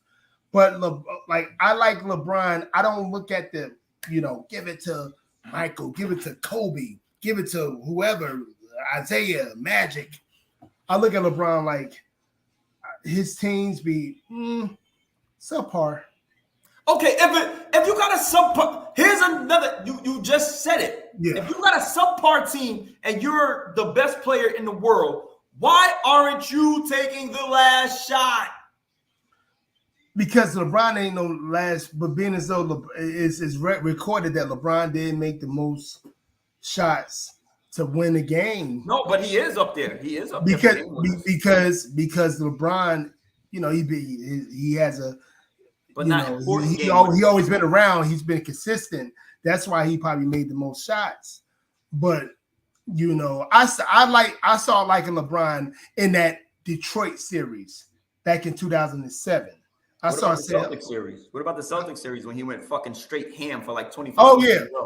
Say it again. I'm sorry. But I'm just saying. I'm just saying. It's trash that you don't have the ball in your hands. You're not even making the decisions, bro. I'm straight. I get it, because we in that era of Michael Jordan and Kobe. But you're not making no decisions. My God, you made not Kyrie. That was an ISO. Kyrie Irving handled all of that. Straight ISO. You did nothing. They did one pass to I forgot the guy. And then he went on the sidelines and got a massage on his calves during that play. Yeah, he wasn't there. But he was at the 3-point line up top of the kid. Doing nothing. Not the top of the side of the, on the right side. Biting his fingernails, drinking some Gatorade. Nothing. Yep. I'm straight. I see that. Straight. And I said to myself during the series, I said, it's going to be Kyrie. Kyrie healthy now. Nigga, you got to do it. Because the other series with Cleveland and the Golden State, I'm like, Kyrie done. We done. You know what I'm saying? Yeah. Let's keep it rolling. Let's keep it rolling, though. Yep. Another reason LeBron James he didn't do anything to get his ring.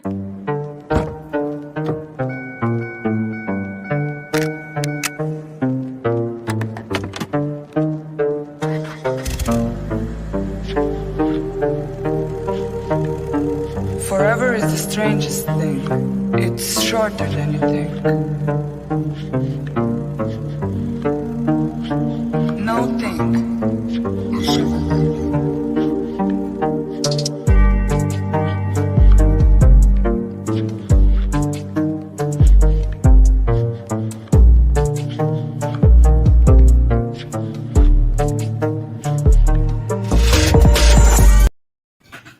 Tell me the two people involved in that video. Who were the two people involved in that video? You can say LeBron James. LeBron James? LeBron James is a great GM.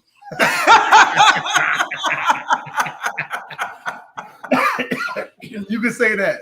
You can say that. I'm gonna keep doing this shit with the LeBron James shit, dog. You can say who was in that video, son? Your homeboy that like to get soaking wet with the and then a homeboy. Yes, yeah, absolutely. He shot that 3-pointer, he clanked it, and then what's the name got it? What's the name? Fuck it. Was LeBron the one that shot that 3? Yeah, he was the one that shot the 3. And then he was doing this, like, give it to me again. He did say, give it to me again. He did say it. He did, like, put his hands up when he shot, after he missed the clank. He was like, give it to me again. Yo. Yeah. Yeah, so apologetic. Listen. He's like, give it to me again. Everybody like my name, so I'm gonna put it on apologetic next week. I'm sorry. I'm sorry, guys. No, listen. Yeah. Hold on. I just want to show everybody again, whoever 6 people, one more again.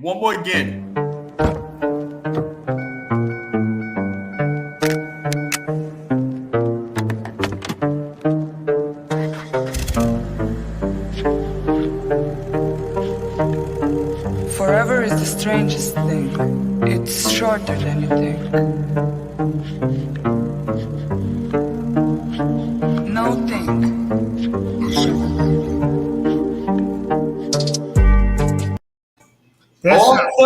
Off of the LeBron James miss. That shot was. That was Mike Night. We want to see nothing but the bottom of the net. It was like, dude, that shot was wet. I'm not going to keep. Listen, dog. That shot was wet. Listen. Reason they won another championship. Mind you, that was game 6. That was game 6, people. They went into game 7. The Spurs should have ended it. Yes, it was a close game. Tim Duncan missed a couple bunnies in the lane.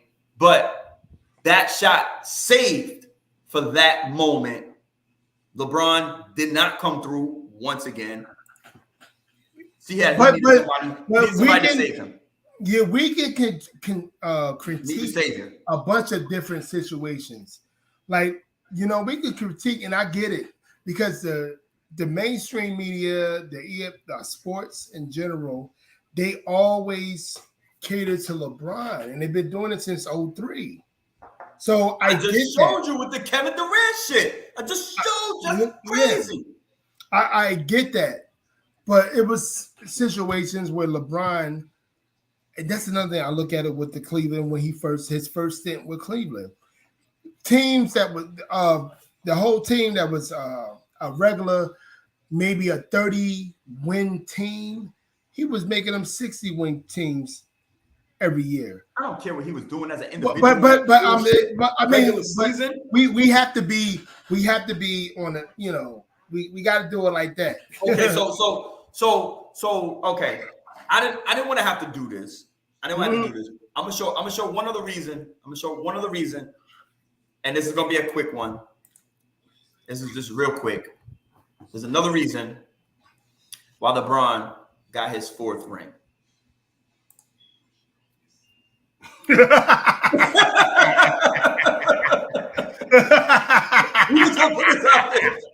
It's another reason LeBron got his 4th ring, y'all. I'm just saying, in the bubble, pandemic.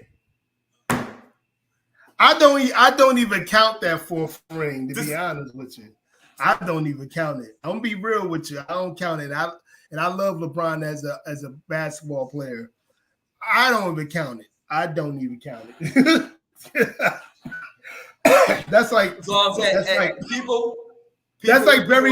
Barry Bonds getting home runs when he was on them Roys. People, anybody watching?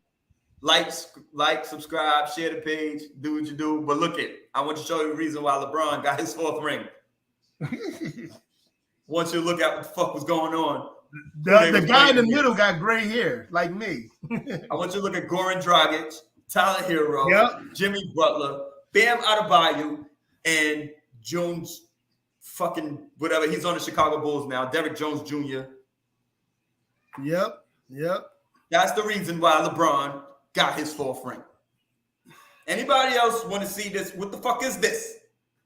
What is this? I agree 100% with that.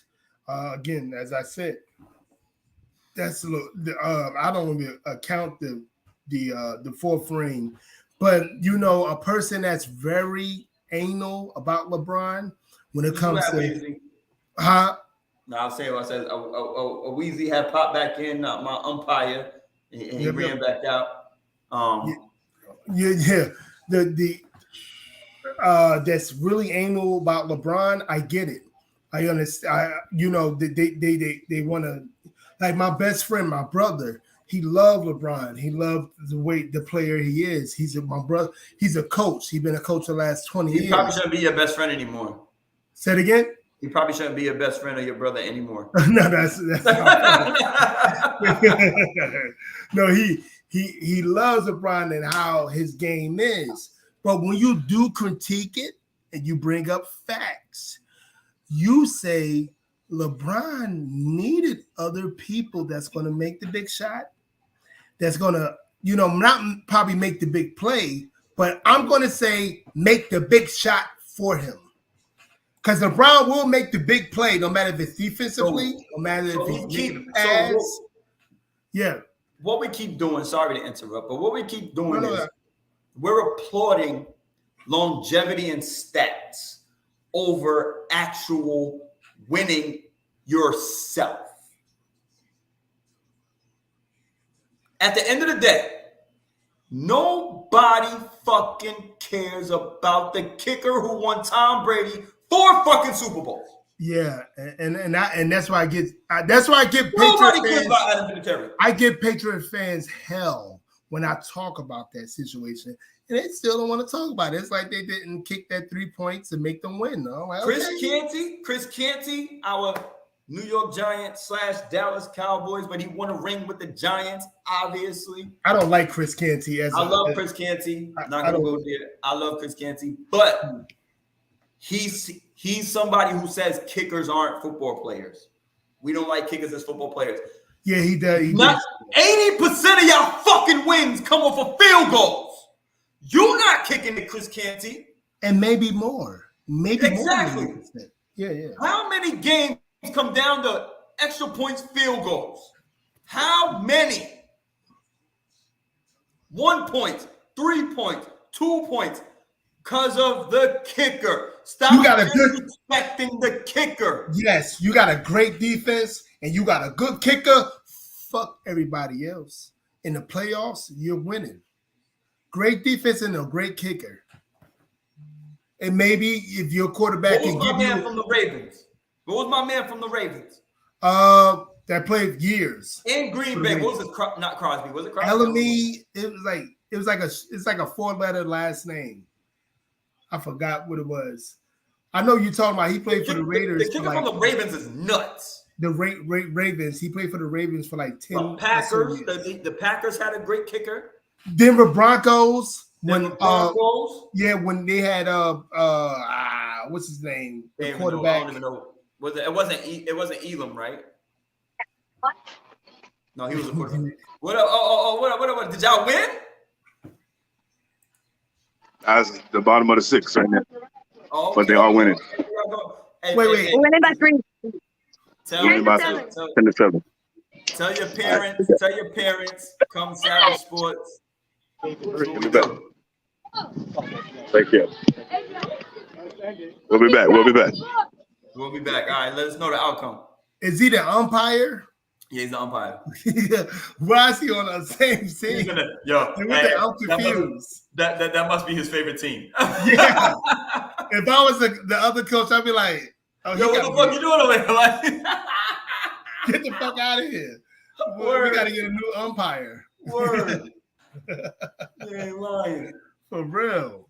But like we were saying, nah, I'm all set, son. Like people disrespect the other people that make them great, right? So I'm not saying Tom Brady didn't get the ball to the 30-yard line or the 20-yard line, but bitch, you didn't score the touchdown.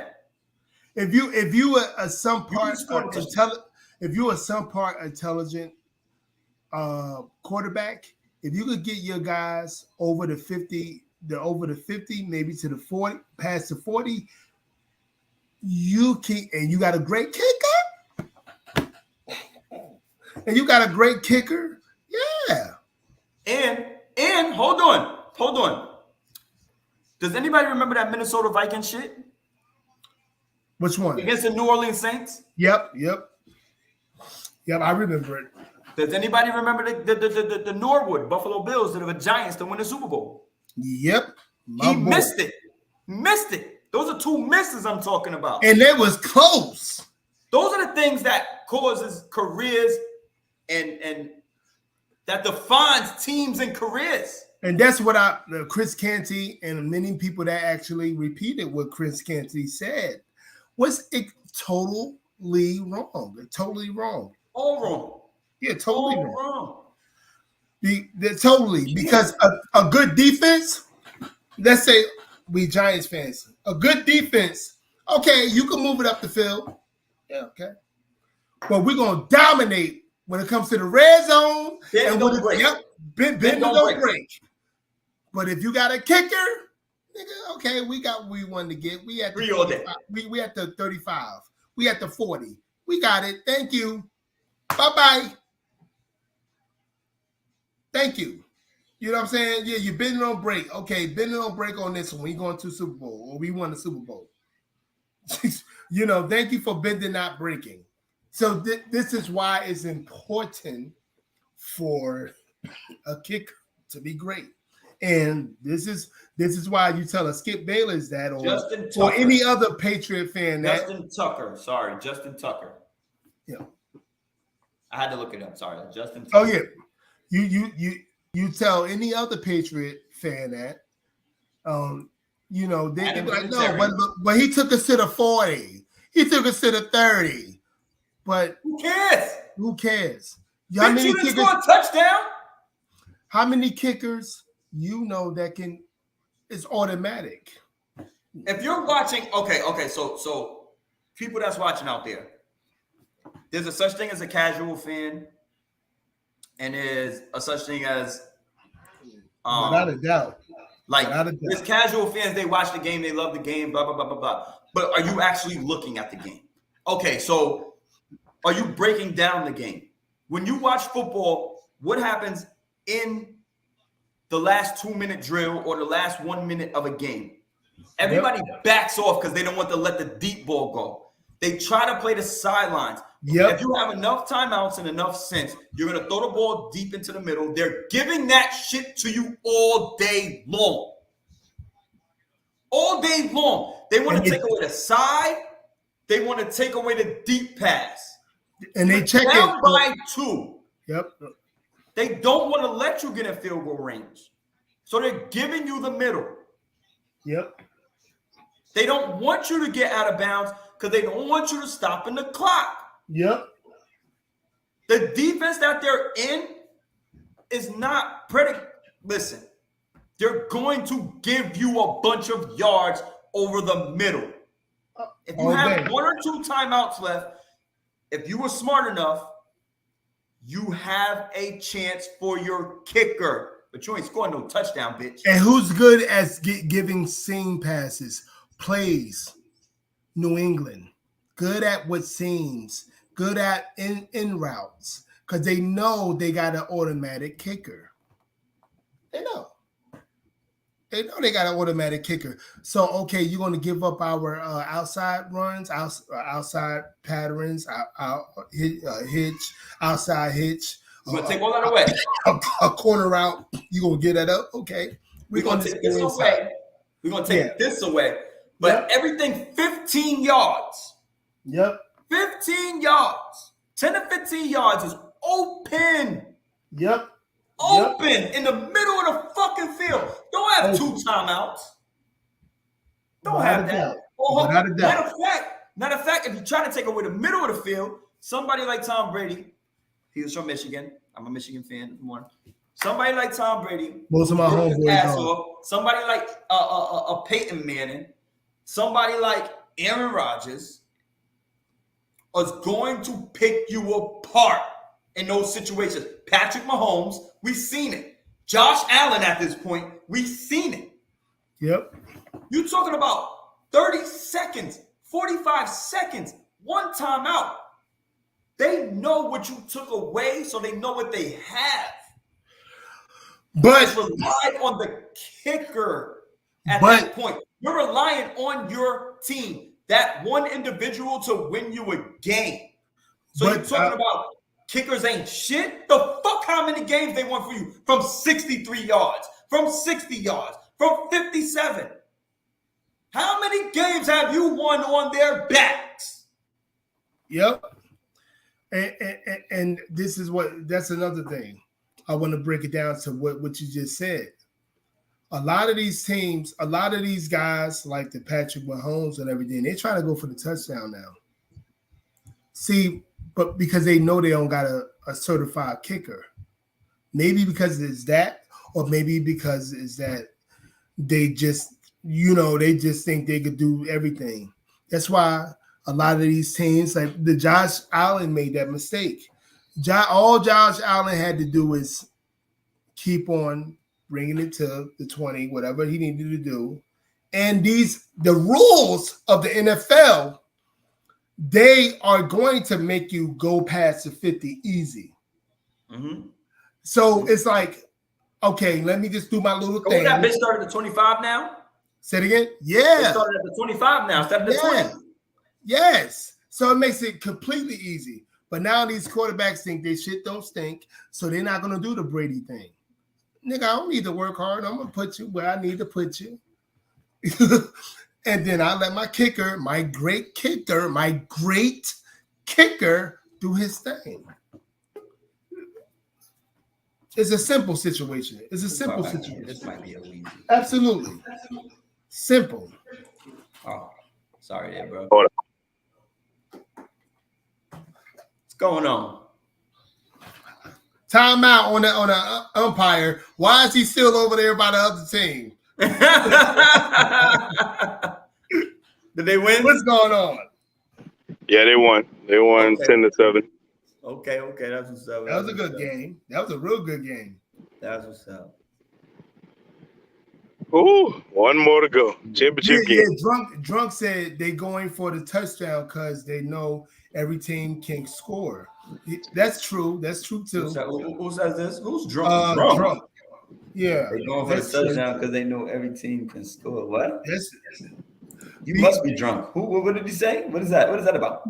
Like, especially in the playoffs, most of the teams can score. They're getting 30, they're getting 25 points or plus a game. Mm-hmm. So I get what he's saying. With that point. Because I'm drunk. How you guys feel? I don't. You're supposed to go for the touchdown. What do you mean? You have to go for the touchdown. But what we were saying, Brady didn't have to go to. But what we're saying is, is disrespecting the kicker, right? Yeah, that's true. So you're actually just doing your job bare minimum at that point. Yeah, it doesn't matter at this point. We might as well. She's worried and bitching about the kids in the heat. To put it on somebody else's back. What was that? Who was that? No, that was the guy probably next to him.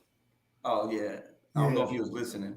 But you putting it on somebody's back that you're disrespecting. So a lot of the NFL players, they say, oh, kickers ain't shit. They're not real football players. The fuck out of here, dude. They win you most of your games. Oh, yeah. Even today. What do you mean you can't win games off the drunk? Don't start this bullshit. What do you mean you can't win games off of field goals? You got to get in the end zone. When and where, how, and when. The defense is not the same. We have DNs that can run 4 3s, 4 4s. They can run as fast as the wide receivers at some certain points. You have linebackers. Kasim. Yeah. In the NFL, we're not talking about college and them bullshit divisions where they be blowing people out. Clemson, Alabama blowing people out by 40. Yeah. Talking about the NFL. How many games are won by an average of 3 to 4 points? When you talk about the top tier, a numerous amount of them. NFL period, and this is for betting people too. Willie, you already know. Weezy, I'm still at it again. Not gonna stop. Going I'm still at it. Ain't gonna stop either. Okay, ain't gonna stop either. Okay. Ain't gonna stop either. Drunk. Yes, you are right that they're missing more field goals, but they're putting it on their backs. They're putting it on their backs and disrespecting them at the same time. Why don't you get the touchdown? Go get the touchdown then.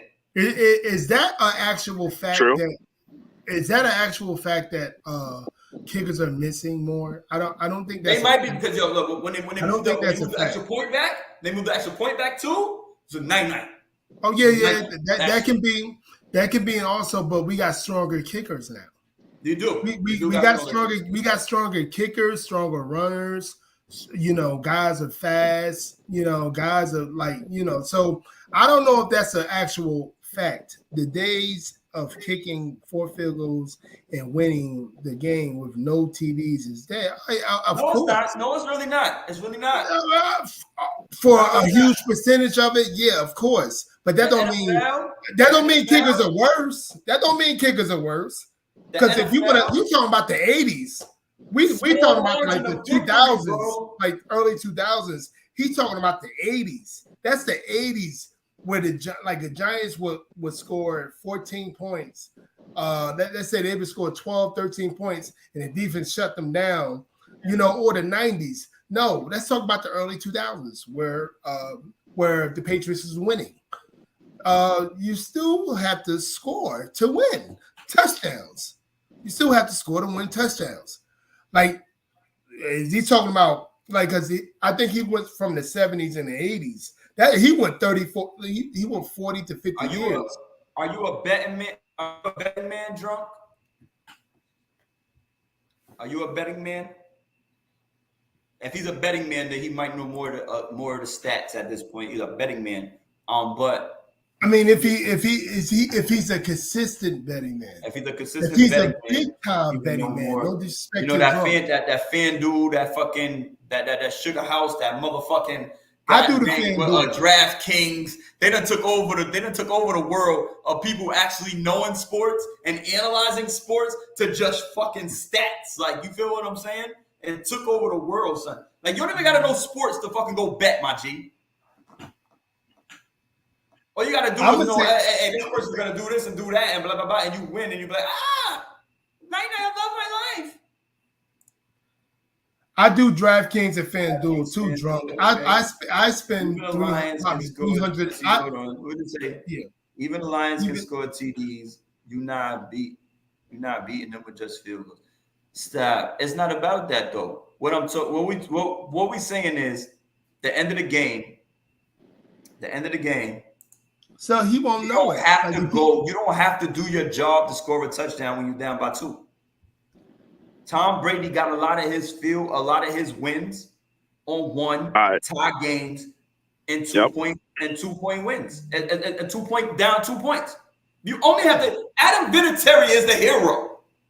How many times has he hugged his field goal kicker? A lot. Did we not see the Raiders? Did we not see the Raiders in the snow where they fucking shoveled the field for this nigga? For this guy? Word. And Drunk the field, son. And Drunk said he doesn't gamble. So we're talking like he said he doesn't gamble. Okay. game-winning field goals aren't guaranteed like they used to be. It's never guaranteed. It's never Nothing's guaranteed. They wasn't even guaranteed back then. They wasn't even guaranteed back then. When it happens, so hold on. Here's the opposite bullshit, right? When the quarterback gets the field goal kicker in position and they miss it, what do they do? Blame the fucking kicker all goddamn week. Yep. Yeah. When the kicker makes it, what do they do? Give the quarterback all the credit for getting it there. Absolutely. And let me name something else. In the last 5 years, I'm saying the last 5. When you get into the red zone, it's extremely hard to score more than ever because the DNs are just as fast as the linebackers. Yes. So the DNs is playing. The DNs is playing. They're playing more of a flats, or they will play. If you're trying to run a screen, they will play the screen because they fast enough to do either or. In the last 5 years, so when you get into the red zone, if you don't got no kicker, you're a done deal. You're a done deal. Even if you get into the 30-yard line, so if you don't score, it's a problem. So if you got that kicker, we ain't talking about average kickers. Even in NFL, we talking about great. At the beginning of this conversation, we talk about great kickers. We ain't talking about average kickers. We're talking about great kickers. You know what I'm saying? So you're going to have to get into the end zone either or. And it's hard once you get to the 30-yard line, even in Pee-wees. Like, this is what I like. I look at things and I look at people that really think they know football. And I to myself, I laugh at them because they really, really think that. Like, they really think that, and it's like logical True that indeed. they know. True indeed. Tuck is the only kicker true indeed. True fucking indeed. Yeah, he was a great kicker. Indeed. Great kicker. True indeed. Hall of Famer. Only kicker. Hall of Famer. Only kicker we trust at this moment. He ain't lying. Yeah. That's a true fucking Hall statement. of Famer. So we're talking about great kickers. We ain't talking about these average guys. And this is a simple thing. Like, a lot of people, especially even in the high school level, people overthink shit. And it's like, don't overthink nothing. Whatever you're good at, you keep on doing. And then when they stop it, you better look for 2 or 3 different good at situations. If you look for one situation you're good at, you're not going to win much. But again, it's so many people that think they know football, even the people that actually coach or actually play the game. They think they know football more than they do, and they really don't. Michael Jordan is a great basketball player, but his being a GM, he's nowhere near it. So that tells you right there. You could be great at something and still don't know the game like you should. So because everybody overthink things. Just overthink it, and that's a huge problem. I've always been on the side. So for you guys to know, yes, I am a Chicago Bulls fan. I'm a Michigan fan. I'm also a New York Mets and a Giants fan. I do not follow the Mets like I used to when I was younger. Baseball has become a little bit boring to me at this point in my life. It's just not as fast paced as I need.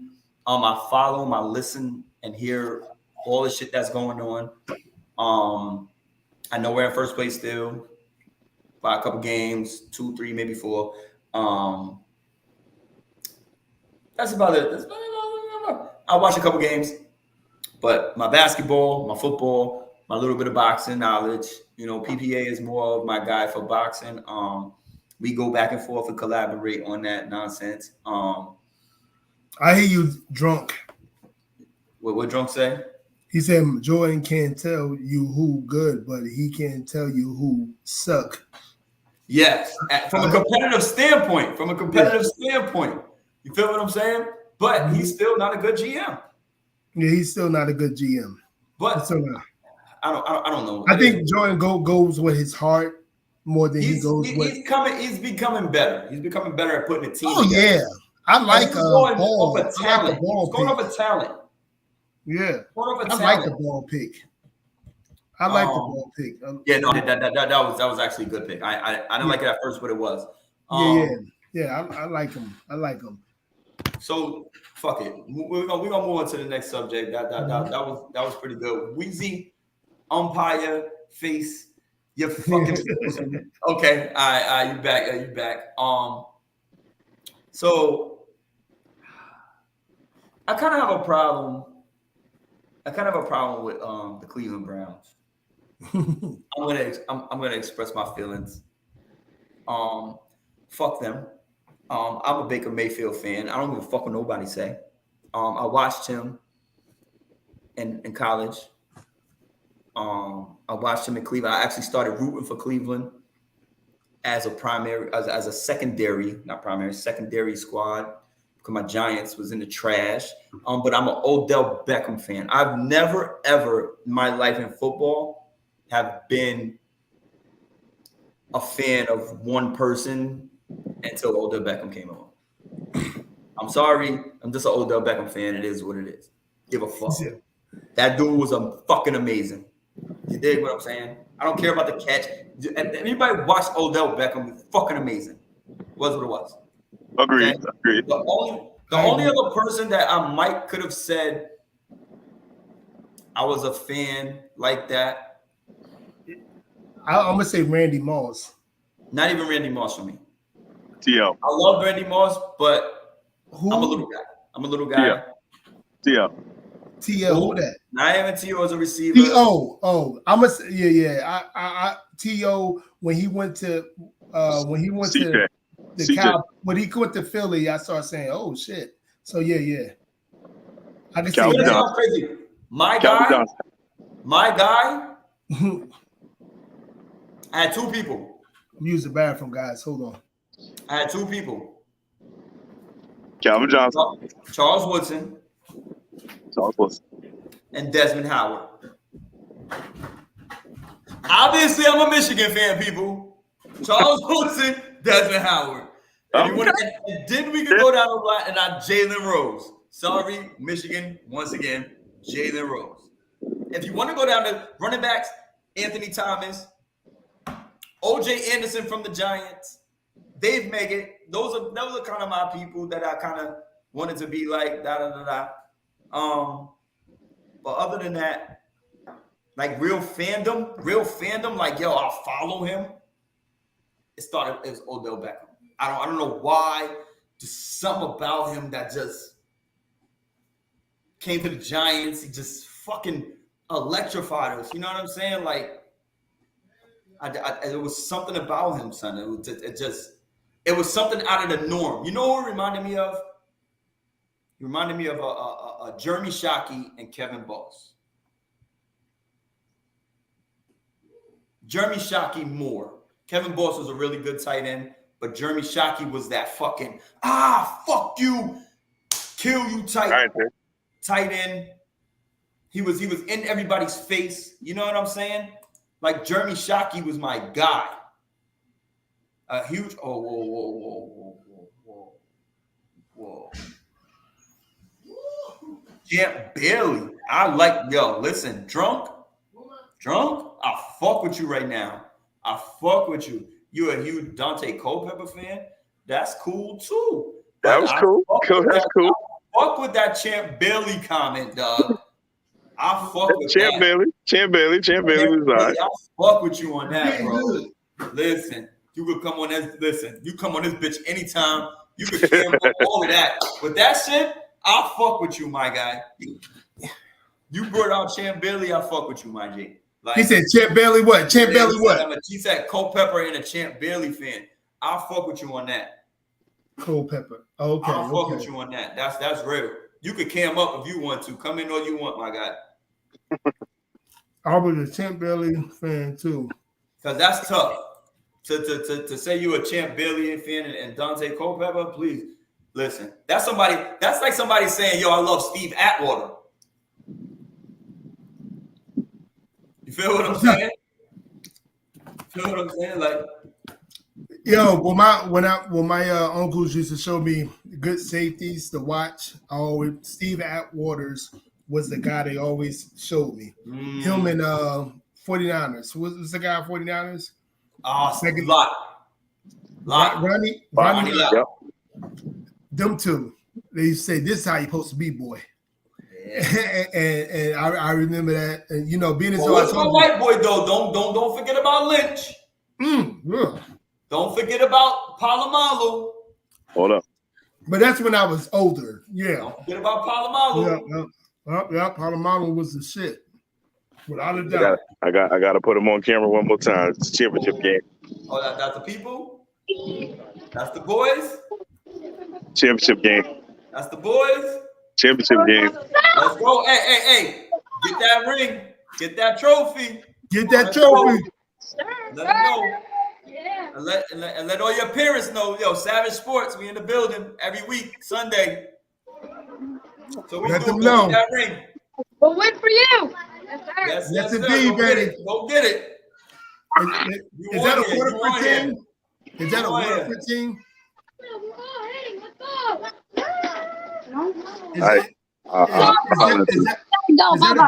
Yes, sir. See you later. Marshall Faulk, the Waterford team. Them Waterford teams, baseball, they always good. He said NFL blitz. Oh, you showing your age right now. You showing let me see. Watson Faulk too. Straight dog. I had his jersey. I told you, boy. Hey, another Marshall Faulk fan. I don't know how long you've been watching. I don't know how long you've been watching today. But we did a love it, hated it, day that Marshall Faulk was in my shit. I told you I read people's minds, son. I'm good. For real. I was a huge fan of Marshall Faulk. Before you even come in here, I already know who you are, what you about to say. Marshall Faulk was on a love it, hated it, dated for running backs with Marshall Faulk, Emmitt Smith, and Thurman Thomas. If you was watching, you go back and click in, you know. That's what we do. He's young as hell. He's 30 and you got over that? Chip Bailey? What? Okay. Cole Pepper was playing when he was like 4. You kind of historian of the game. Yeah. I like the historians. You know what I mean? I like the historians because they know their shit, my guy. Yeah. Like, don't get it twisted. It don't matter if you're young or not. If you fuck with sports, you fuck with sports. You feel what I'm saying? Yep. You can go back and you could kill people all day, and you might not even be old enough to watch the shit. You dig what I'm saying? But historians are historians. A lot of people don't talk about Culpepper either. Nah, yo, he was a monster, son. He was a monster. He can throw. He can throw his ass off, and he can run. And he was big. Him. Yep. McNair, Steve McNair. Yep, McNair. He was big. I think he was bigger than McNair, to be honest with you. Mm-hmm. He was like a fullback throwing the ball 70 yards. Yeah. Yeah. Definitely. Only 30. But yeah, when Culpepper was playing, he had to be like, because I was like fucking the very early 20s, he had to be like 10-8. When Culpepper was playing. Word. Bro, like Billy and Clinton Portis. Yo, Clinton Portis was that man too, though. Don't front Clinton Portis though. Oh yeah. Son. Him, Terrell Davis. You know, that's our Elway days. Mm-hmm. Terrell Davis and the boys. You know what I mean? When I first started playing fantasy league in college, 1 year college, whatever, and I started playing it, I always pick Davis first. TD. I always pick TD first, all the time. So I got a question. I got a question for you. We got the receivers that have new teams. They have new jerseys this year. There's 3 receivers that got new jerseys that I was thinking about. We got Devontae Adams that went to the Razors. We got AJ Brown that went to the Eagles from Tennessee. We got Tyreek Hill from Kansas City to the Dolphins. He's got Tua behind him. AJ Brown has Jalen Hurts, and Devontae Adams has Derek Carr. Mm-hmm. Love, hate, or date. Which receiver is going over 1,000 yards with they newly respected teams? AJ Brown, no. I really don't think he's going to be more of a. I think he's going to be more of a red zone receiver with Philly. But who was the other two? I'm sorry. AJ Brown, Devontae Adams, and Tyreek Hill. Devontae Adams will definitely go 1,000 yards because Carr throws it for about 4 or more every year. People be hating on Carr, but he throws it about 4 or more every year. Mm-hmm. And who was the other one? Tyreek Hill. Tyreek Hill. He's playing with Tua. Tongue of our lower. I think I'm gonna say no because he gonna have to do it. What is it? He gonna have to do an OBJ type of thing, taking quick slants and making them 60 yards if he gonna get over 1,000. But that's it, in my opinion. So yeah, that's super easy. That's easy right there. So we're going Devontae Adams. Devontae Adams, absolutely. Over 1,000. He's the only one gonna get over 1,000. Yeah. Yep. He had the only legit quarterback in my opinion. Drunk? No, Amari Cooper is wild disrespectful. Okay. The reason why Amari Cooper at this point is disrespectful because he ended up on the Cleveland Browns and there's no Baker Mayfield or Deshaun Watson. They have now Josh Rosen. They now have Brissett. Yeah, Brissett is starting. Brissett good though. He good. He can make every. But not to give Amari Cooper the rock like that. Like all the time. Yeah. Because Brissett is one of them guys that's giving to whoever's open. He's looking at his 1 progression or his 2 progression. If you're not open, he might just run or he might just throw the ball away. That's the type of guy he is. Okay, hold on. I'm gonna, being that we got over that real quick, I want to address something that Drunk has said. Tyreek Hill gonna find out what life is like without a Hall of Fame QB. Okay. So we're saying the Hall of Famer? Now, I want to get into the thick of it.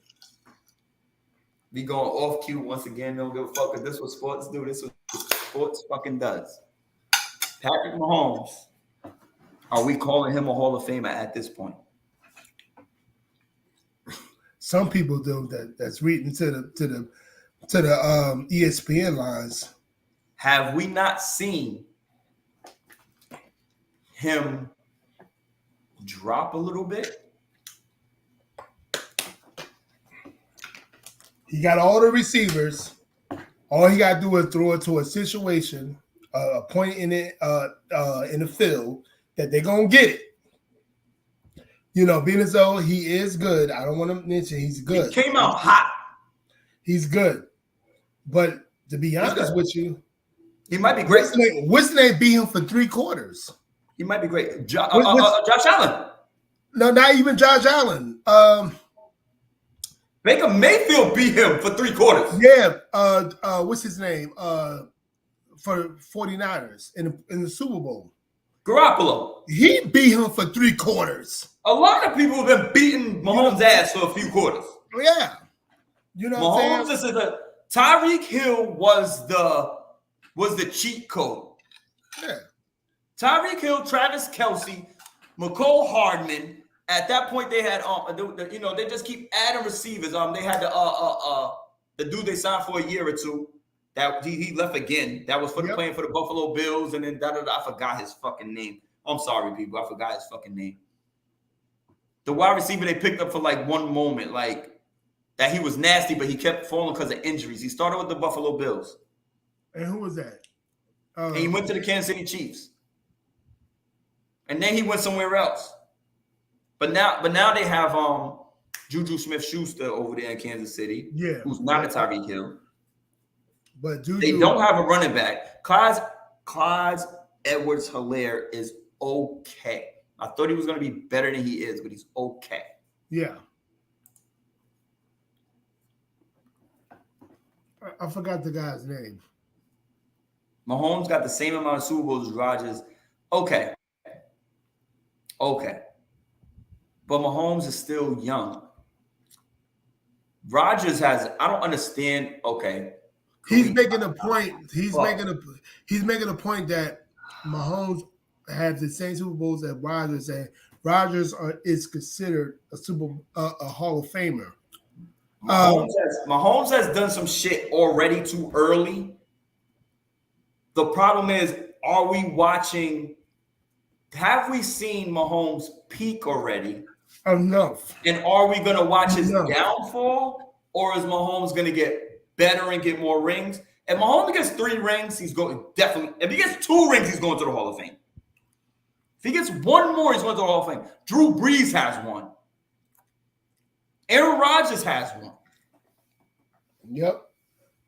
If he gets 2, he's going into Elway status. Probably better. Peyton Manning. I wouldn't call Mahomes a Hall of Famer yet. It's too fucking early. It's too early. It is too early. It's too early to call him a Hall of Famer. It's too early. I'm not drunk because you're 30 years old. You're in that era. Do it for about a year or so. Nah, they Hall of Famers automatically. I'm not fucking around with Drunk right now. Drunk is on his shit though. He is. He on his shit. I'm not fucking with Drunk. I got him. He's good. He good. You official.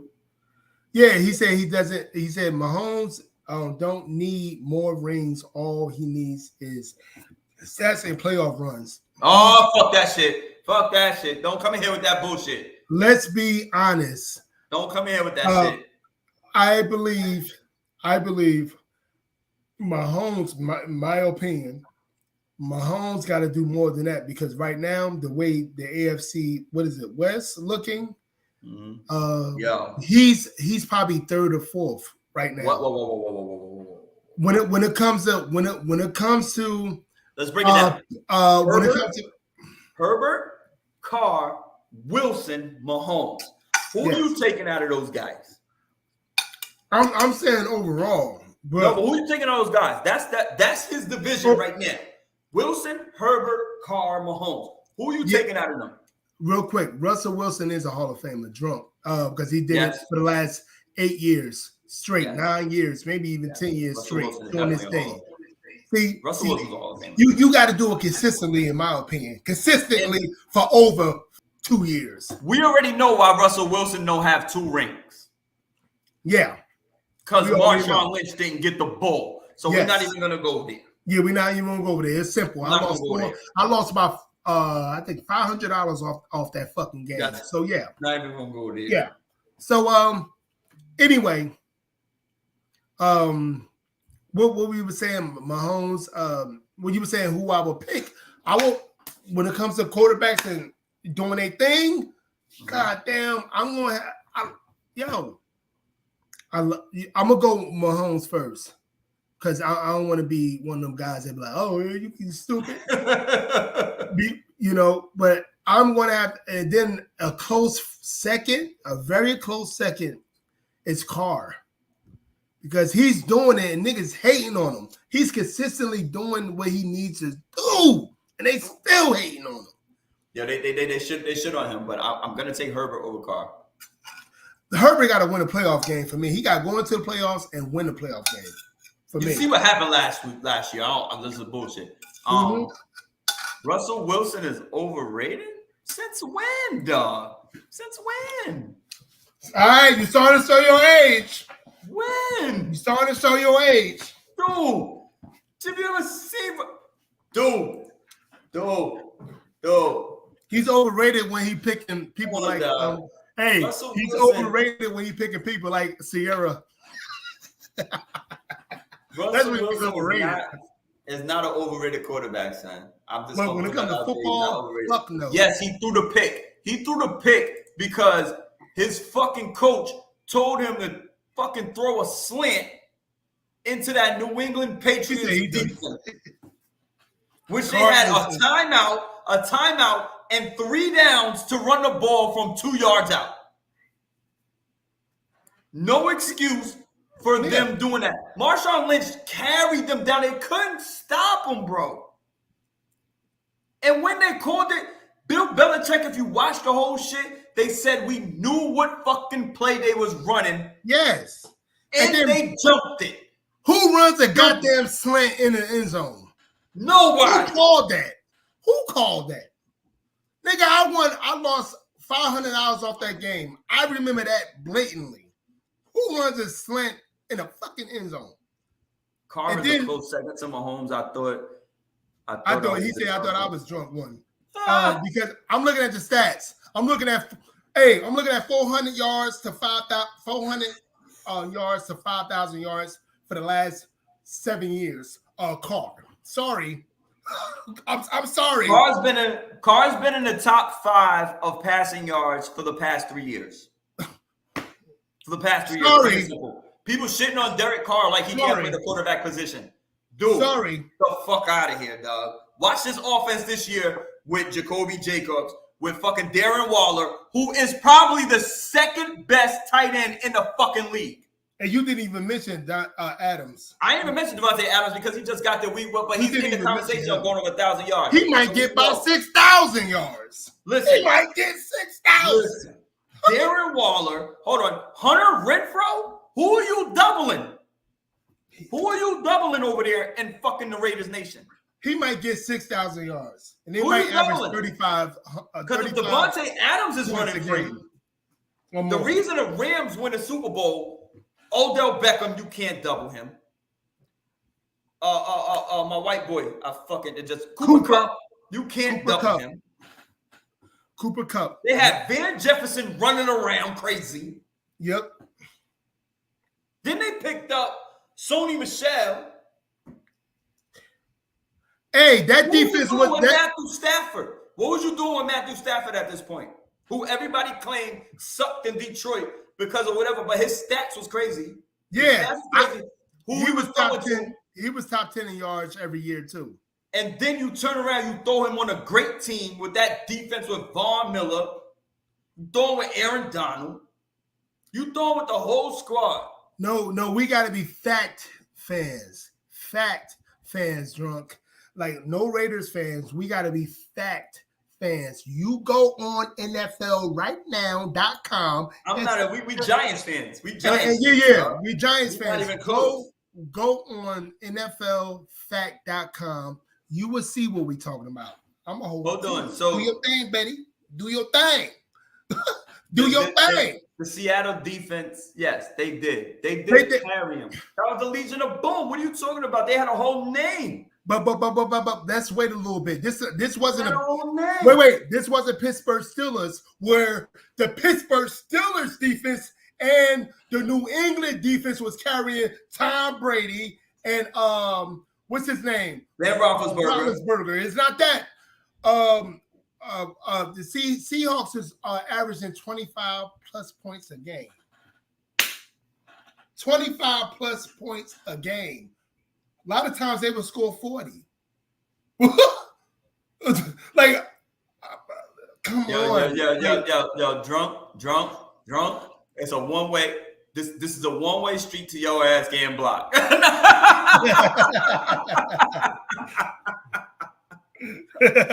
Yo, you can on Daniel Jones. You right on Daniel Jones, my G. You right on. Daniel Jones. I'm actually going to get all my t-shirts and jerseys starting next week. I'm gonna get all my t-shirts and jerseys starting next week. Just because of what these people saying, because I really believe Daniel Jones, if he doesn't get hurt, he's going to have a really good season. It's going to be better than his rookie. It's going to be better than his rookie. It's going to be better than his rookie season. We do this all day. I think it's going to be better than his rookie season. I really do, because all he got to do, he's not going to be who's the Dallas Cowboys head coach that was with the Giants. Mike McCarthy. Huh? Oh, you talking about the offensive coordinator? Yeah. Fuck, I forgot his name. They stink so bad. You got me fucked up by Atlanta Junior. Sorry. Yeah.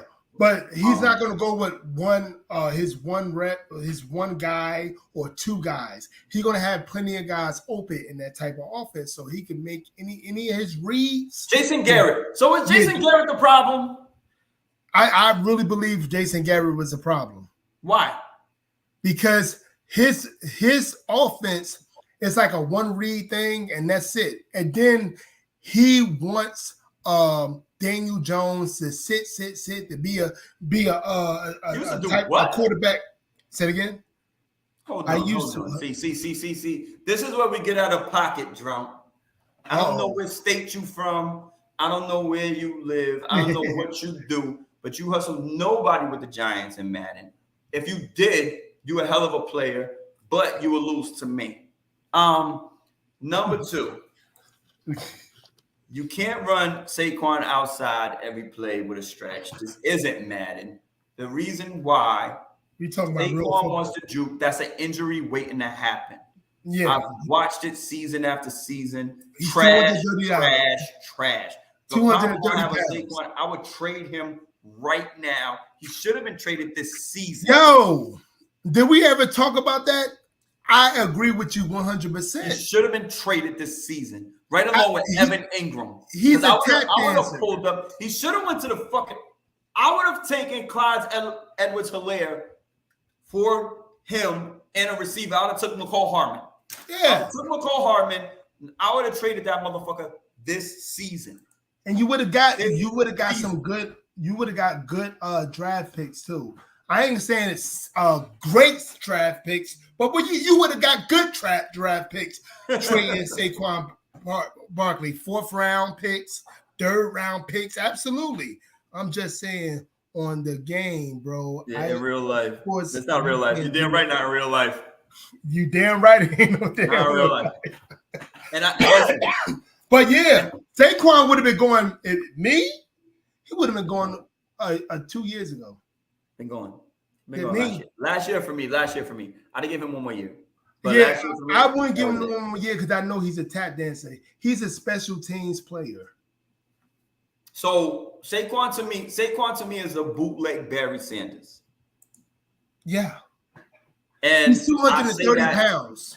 And I say that because, my guy, you're huge for a running back. You're closer to Ezekiel Elliott, Derrick Henry. You're in the middle of that. He's actually bigger than Ezekiel Elliott. Okay, so we in that mode.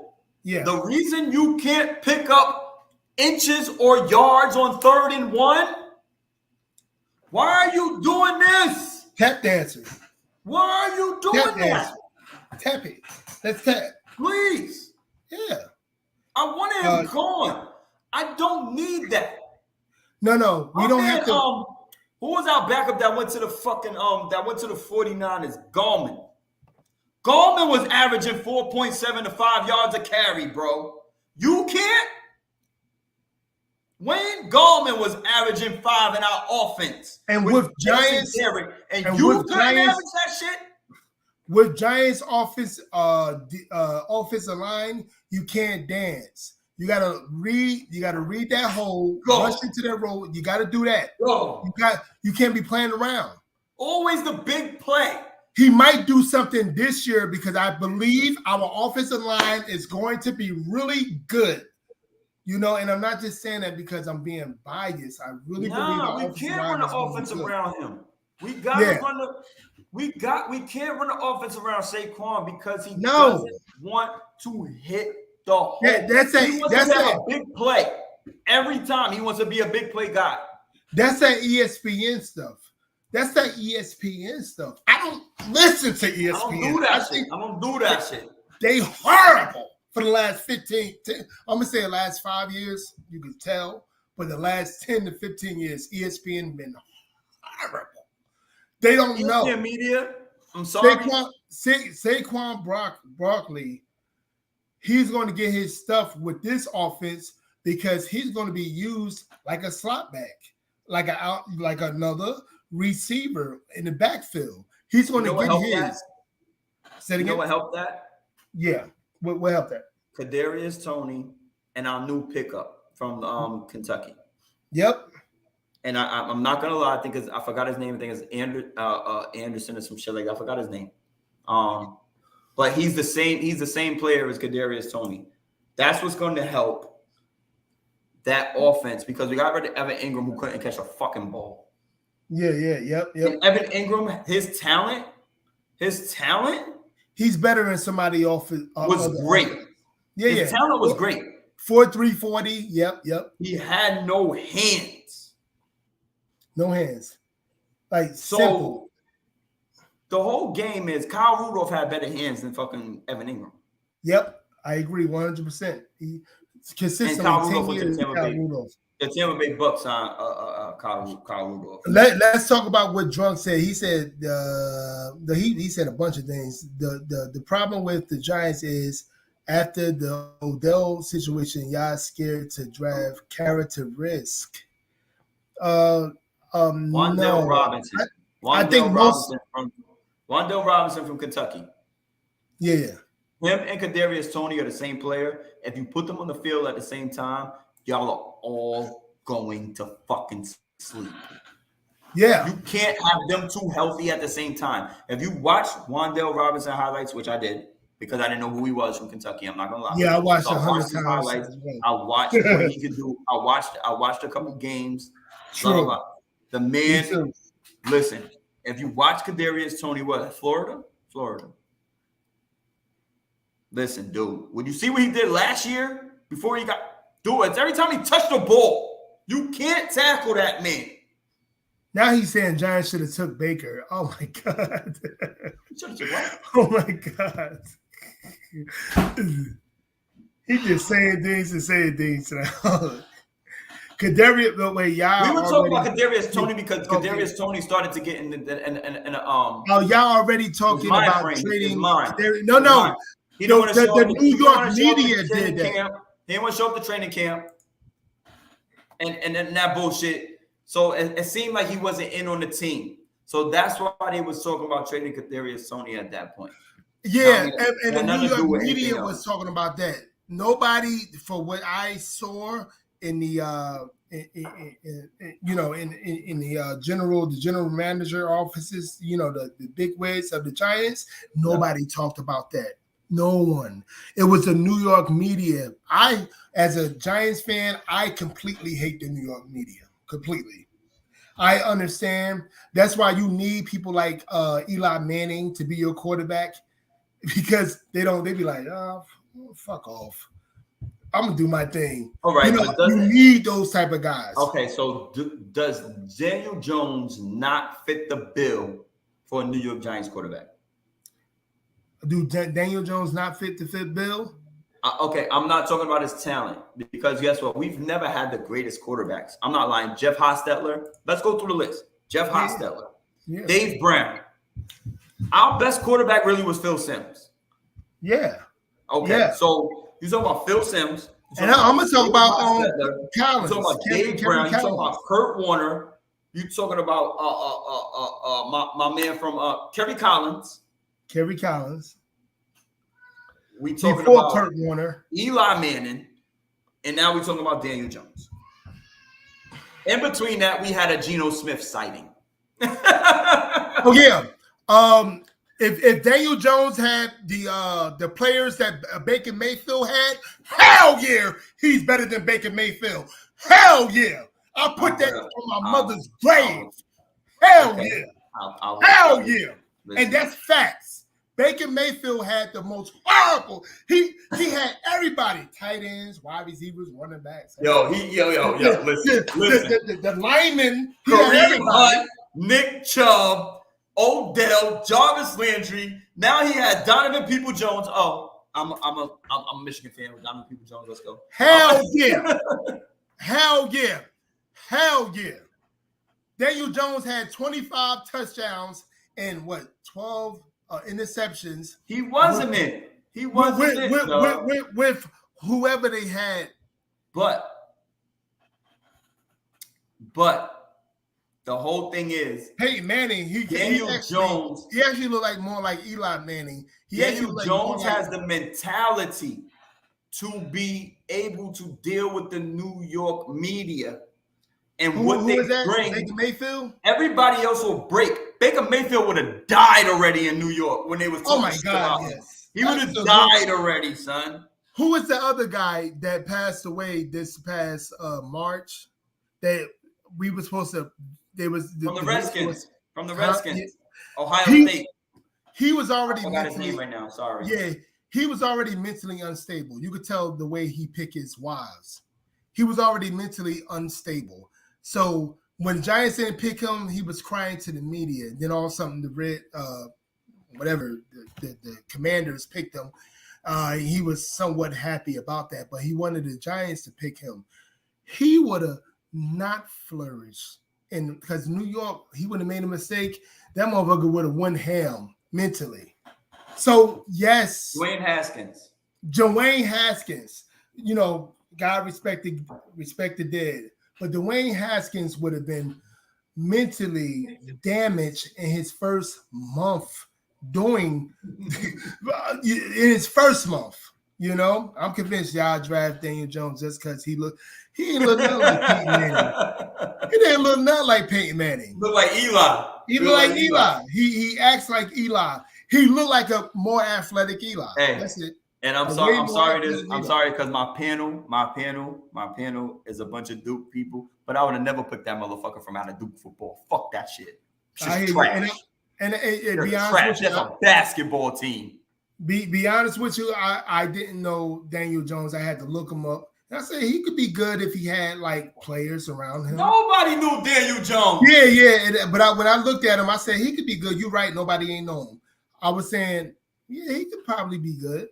You know, he could be good with with some really good players around him. If he was like in the Alabama system. Like Baker Mayfield, again, Baker Mayfield played with everybody. He still couldn't win the way he should have won. Anybody, just like I say about Zach Prescott, he had everybody. 95% of this quarterbacks that had what he had would have went to the playoffs or won a goddamn Super Bowl. This year, drunk. You know? Nah, drunk. This year, he doesn't have years. He has months before I'm done with him. He has months. He doesn't have years. He has months before I'm finished with him. Yeah. We logical fans. We're not biased of Daniel Jones. No, I don't. I'd not rather have Mitch Trubisky than Daniel Jones. To be honest with you, I'd rather have either or because both of them had sorry offensive. Same shit at this point. When he was with the Bears, both of them have sorry offensive and subpar defense. So listen to the Bears, and listen to the Giants. They picked a North Carolina quarterback and a Duke quarterback. When they had ample opportunity to pick some of the top 10 quarterbacks that we have today. Yeah. My man from the Green Bay Packers, who was our coach for a minute, who went from offensive coordinator to coach, that got fired immediately. Yeah. Because of Geno Smith. He wanted to pick Patrick Mahomes. That's why he benched Eli. I'm going to hate the fact that he benched Eli on the strength of who Eli Manning was to the New York Giants. But he was not wrong. Yeah. He wasn't wrong. He went about it the wrong way. That was it. I'm should allow Eli half to start that game to keep his Iron Man record afloat. Yep. To keep it going, his streak going. Yep. But he should have definitely, you're not working out right now. We're going to have to sit you at the half. Blah, blah, blah, blah, blah. Geno Smith, we want to see how he looks right now. But the New York, excite this offense a little bit more. But the New York media wouldn't allow him. That's why I was saying, as a Giants fan, you're starting to turn into the New York Jets. They listen to the media 99.9% of the time. And that's the bad thing. New York Giants don't listen to the media like they've been doing for the last 5 or so years. Like, stop listening to the media. Fuck them. Most of these New Yorkers don't know nothing about football anyway. We're gonna be honest. If you want to talk about the NBA, do that.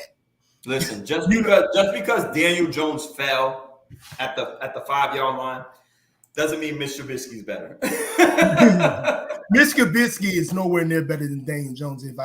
I'm not gonna say he's not. I think I'm gonna say he's nowhere near better than Daniel. I think they're equal. Okay. Right now, at this point, they were, but Daniel Jones' rookie year is better than Mitch Trubisky. Yeah, for sure. Any year he had. Any year Mitch Trubisky had, Daniel Jones' rookie year is better. Completely. And I just hate, and I'm not just a huge Daniel Jones fan. I really hope for the best because I'm a Giants fan. I really hope for the best. But even the guy that's behind Daniel Jones right now with the Giants, I'd rather have him starting right now because he played in that Buffalo. I had the wrong button, sorry. Yeah, he played in that Buffalo offense before. That's what I meant to press. Mm-hmm. No doubt. He played. What's his name? The quarterback, black quarterback. What's his name? Justin Fields. No. The one that's going to be, he's a second string. Tyrod Taylor. Yeah. I'd rather him start right now because the experience he had with the Buffalo. And Buffalo, I think they was going to the playoffs every year with him, Tyrod Taylor, if I'm not mistaken. Or they was averaging 9 games to win. But he's there. Tyrod Taylor is more of a game man. He's not going to lose you a game. No. That's not going to win you one either. He's not going to win you one either. He's not like a couple of guys that would not win you one. But yeah, I can see what you're saying with him. Not going to win it for you, but he's not going to lose it for you. So basically, you need a good to great defense. Yeah. You need a good running game. You need a lot of time management. You need a lot of time management because he can pick you apart. He can run the ball. You can't just blitz him. He's athletic. He's very athletic. He can deliver the ball. He can deliver the ball. But he's not dynamic. He will give it to his athletes. Yeah. He's average. He's one of the best average quarterbacks you're going to find. And he's short too. He's only like 6'1". You know what I'm saying? So yeah, I get what you're saying. I think to be honest with you, again, like you call me a homer, but I think Daniel Jones is going to have a really good year. I really believe. Don't do that. Don't do that Davis Mills shit. Don't do that fucking Texans bullshit. Texans are getting sold to the lowest bidder for being fucking sexual assault people.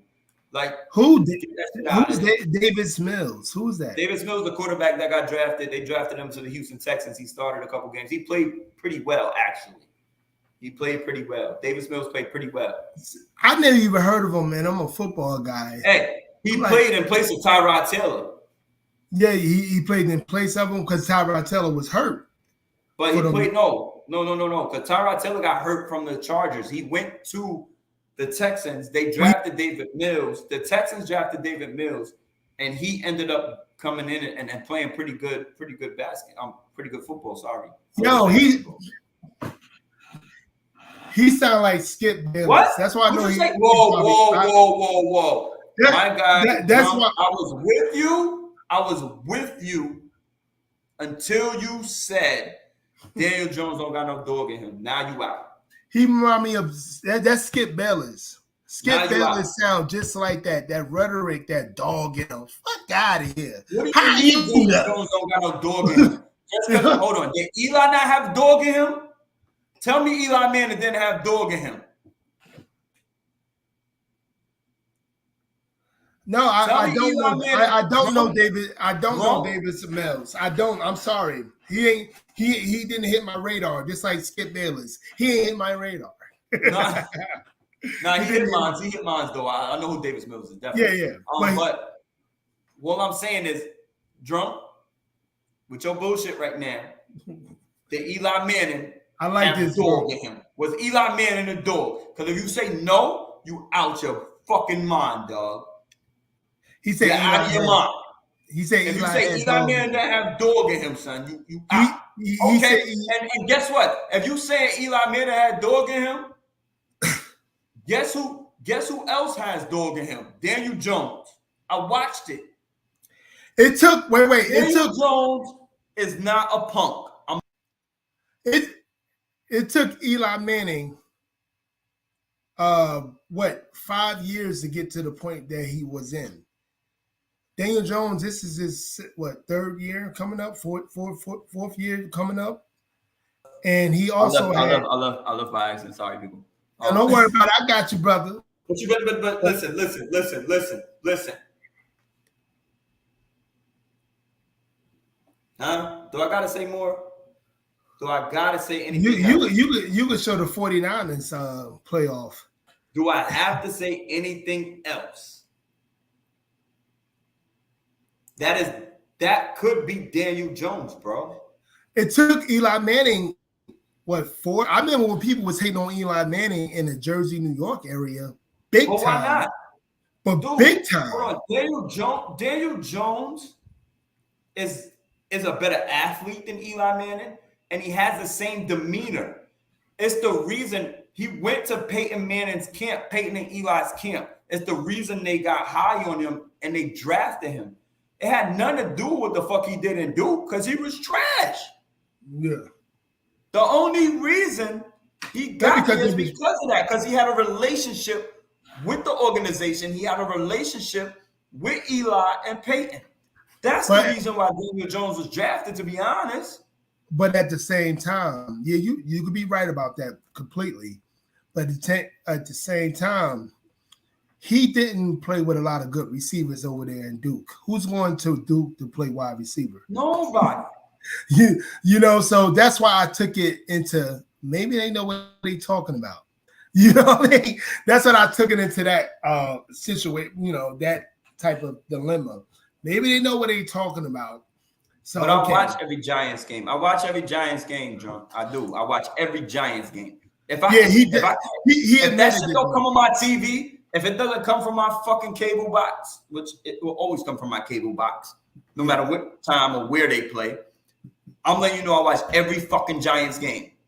Every single one. Matter of fact, I'll be at their practice in the next couple weeks. I'll be at their practice in the next. Me too. Weeks. We're going. The family and I are going. The family and I is definitely going to be going. We're trying to go August the 3rd. I think I saw. I got to go before we have Hell Week at the high school level. So I'm trying to go like the first week of August. One of the first week of August, I'm trying to go. We can go. All of us can go together if you want to. Hold on.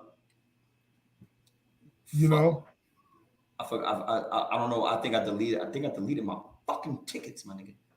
Hey, drunk. I feel you. Who's going to Duke to play football? I feel you. August. The first week of August. Yeah. The Monday. The Monday. It's that Monday. I'm supposed to be going to a North Carolina, one of those like the first weekend of I'm doing August. the Monday. I'm doing the Monday. Let's the Monday go. at 10 Let's o'clock. Go. The first Let's week. Go.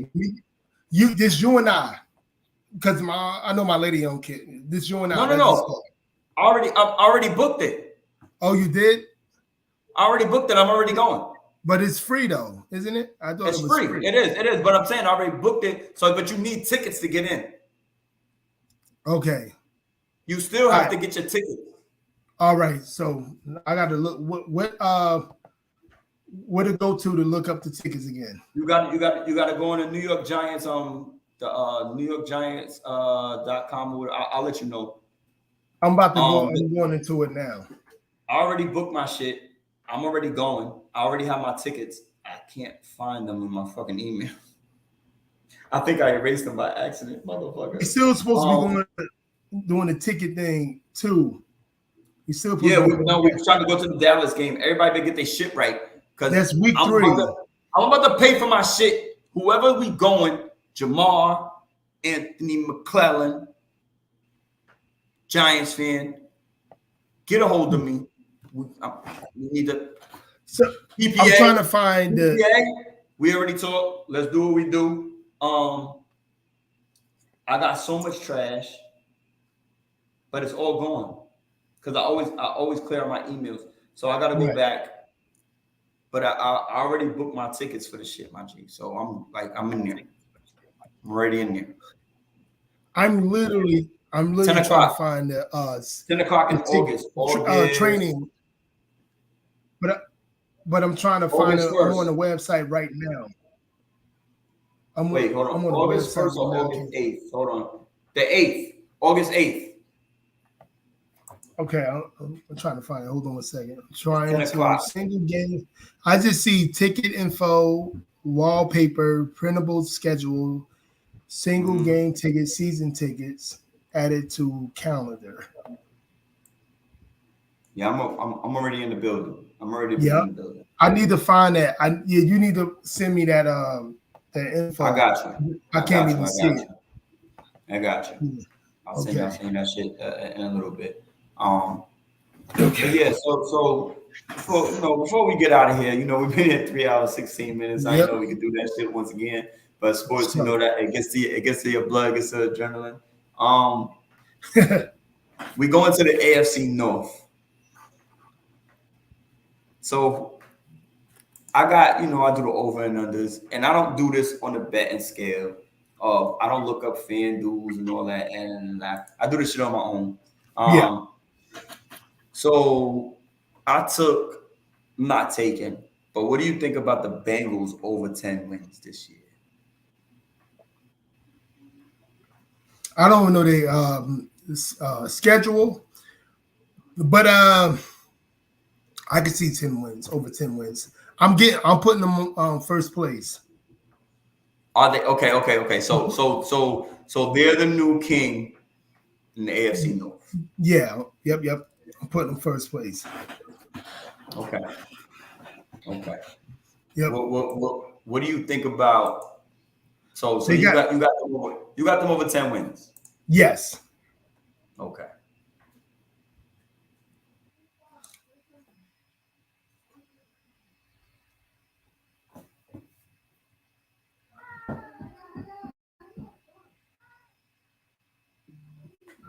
Yeah, I can see. I'm stupid. I can see. I just can see it. They got a new offensive line. They picked a lot of good free agents on the offensive line. The defense was good, really good. They got a good seven front. I should say a forefront. I could just see them doing their thing. I have absolutely 10 wins. I see them 10 or more. Yeah, absolutely. Okay. I don't have no confidence into Minnesota. These guys are, the AFC North is always going to be good because they know how these teams in the AFC North can draft very well. The Ravens, the Pittsburghs, the Cleveland. Cleveland they get that quarterback can even play like the homeboy that's there that's going to start supposedly. If they get him to play 80% of what he can do, they can get 10 wins too. With the defense they got, the defense they got, the offense they got. So everybody but the Bengals has fucking amazing defense over there in that North. I like Bengals defense though. It's okay. It's not better than the Browns. It's not better than the Browns with Myles Garrett. It's not better than the Steelers with Watt. And it's not better than the Ravens. Yeah. But we don't know who Ravens got because Ravens actually wasn't doing well last year. So Ravens, where do you got the Ravens? I got Ravens under 9. You think the Ravens will be under 9? Because I don't really like the offense. So yeah. I honestly don't got nobody from that division going to the playoffs at this point except for the Bengals. I actually got Bengals and Cleveland going to the playoffs. Okay, so you got the Browns going to the playoffs with Jimmy Brissett? Yeah. All he got to do is be at least 70 to 80% of himself, and he could do his thing. Okay. He could definitely do his thing. They got everybody. So are you giving? But if he gets hurt, Mike Tomlin his first losing season? No. Under 8? No, just because they play 18 games or whatever. 17. They could win 8-9 games. But yeah, they could win 8-9 games if Deshaun plays, which I believe. In that division? Yeah, I believe because their defense is spectacular, Incredible. yeah, and the offense, you're right, yeah. Would you say how many games? I got them. I got them under 8. Yeah, I got them 8. I might have them under 8. I got them 8 or 9. That's it. 10, hell no. I got them 8 or 9 because all they wins gonna be really tough. Deshaun, number 1, drunk. I love I you. was reading that. I love you today. But Deshaun Watson's not playing this year. And I hung my hat on that same fucking shit. I hung my hat on Deshaun Watson playing, getting rid of his problems. But it's not happening. He's out for the whole year. I'm probably put my money on it. He's out for the whole year, my guy. Yeah. But Kenny Pickett, Doug. I don't. He runs. He's NFL ready. Yeah, he I don't runs. think Kenny Pickett's NFL ready. He runs and when he was with Pittsburgh, University of Pittsburgh, he was running a offensive type of NFL type of NFL offense. Yeah, he's a big guy. He's very what do you call that? He's very but NFL ready, son. Yes. I can see what he's saying when it comes to that. If Deshaun let's say Deshaun. But from who though? Okay. So are we like, going on? They got the receivers. Are we going on what the scouts are saying once again? Because there's a lot of, like we said, we're talking about Daniel Jones. We're talking about Mitch Trubisky. We're talking about some quarterbacks that have been drafted high that have not. I mean, fuck. What was my man? What was that? Fuck. I want to go back to the Raiders that they drafted from LSU. Big dude, Jamarcus Russell. Russell. This dude is calling me grandpa. I want to kick his You want to? Who the hell is this nigga? I want to kick his ass. There ain't no grandpa either. This nigga so Jamarcus Russell was NFL ready. What's the dude from BYU?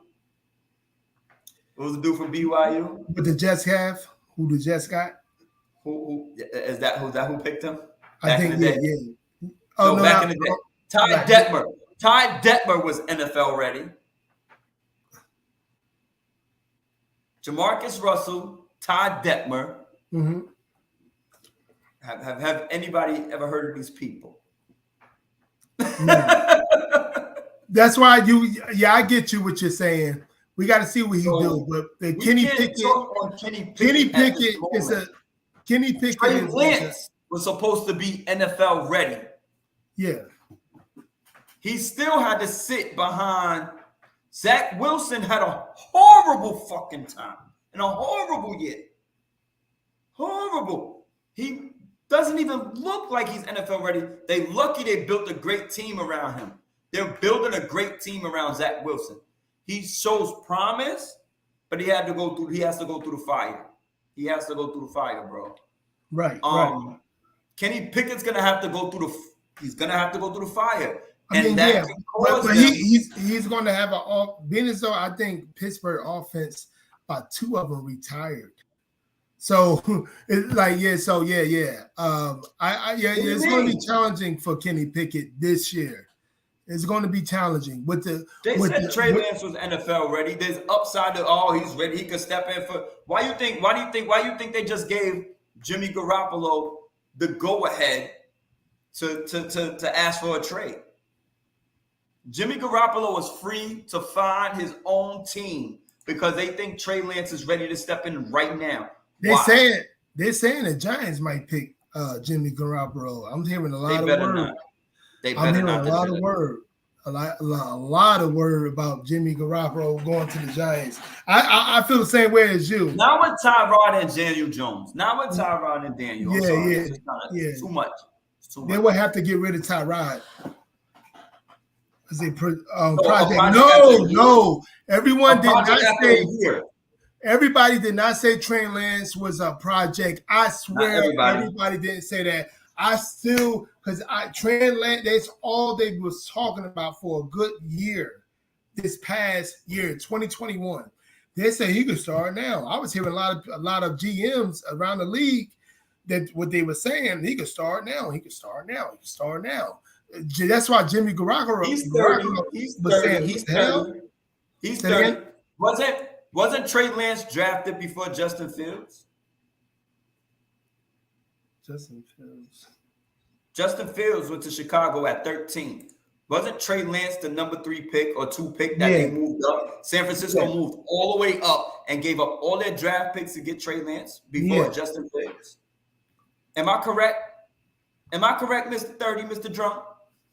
Yeah, you're correct. But now. So San Francisco moved all the way up at the number 3, gave up everything they gave up a whole bunch of shit to get somebody who wasn't NFL ready in the next year.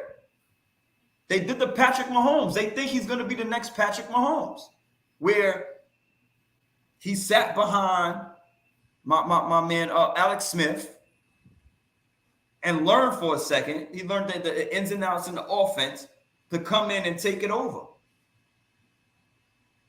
You see how they swapped them in and out this year. They swapped them in and out. Trey Lance played some. Jimmy Garoppolo played a lot. But Trey Lance came in on some sets and did what he had to do.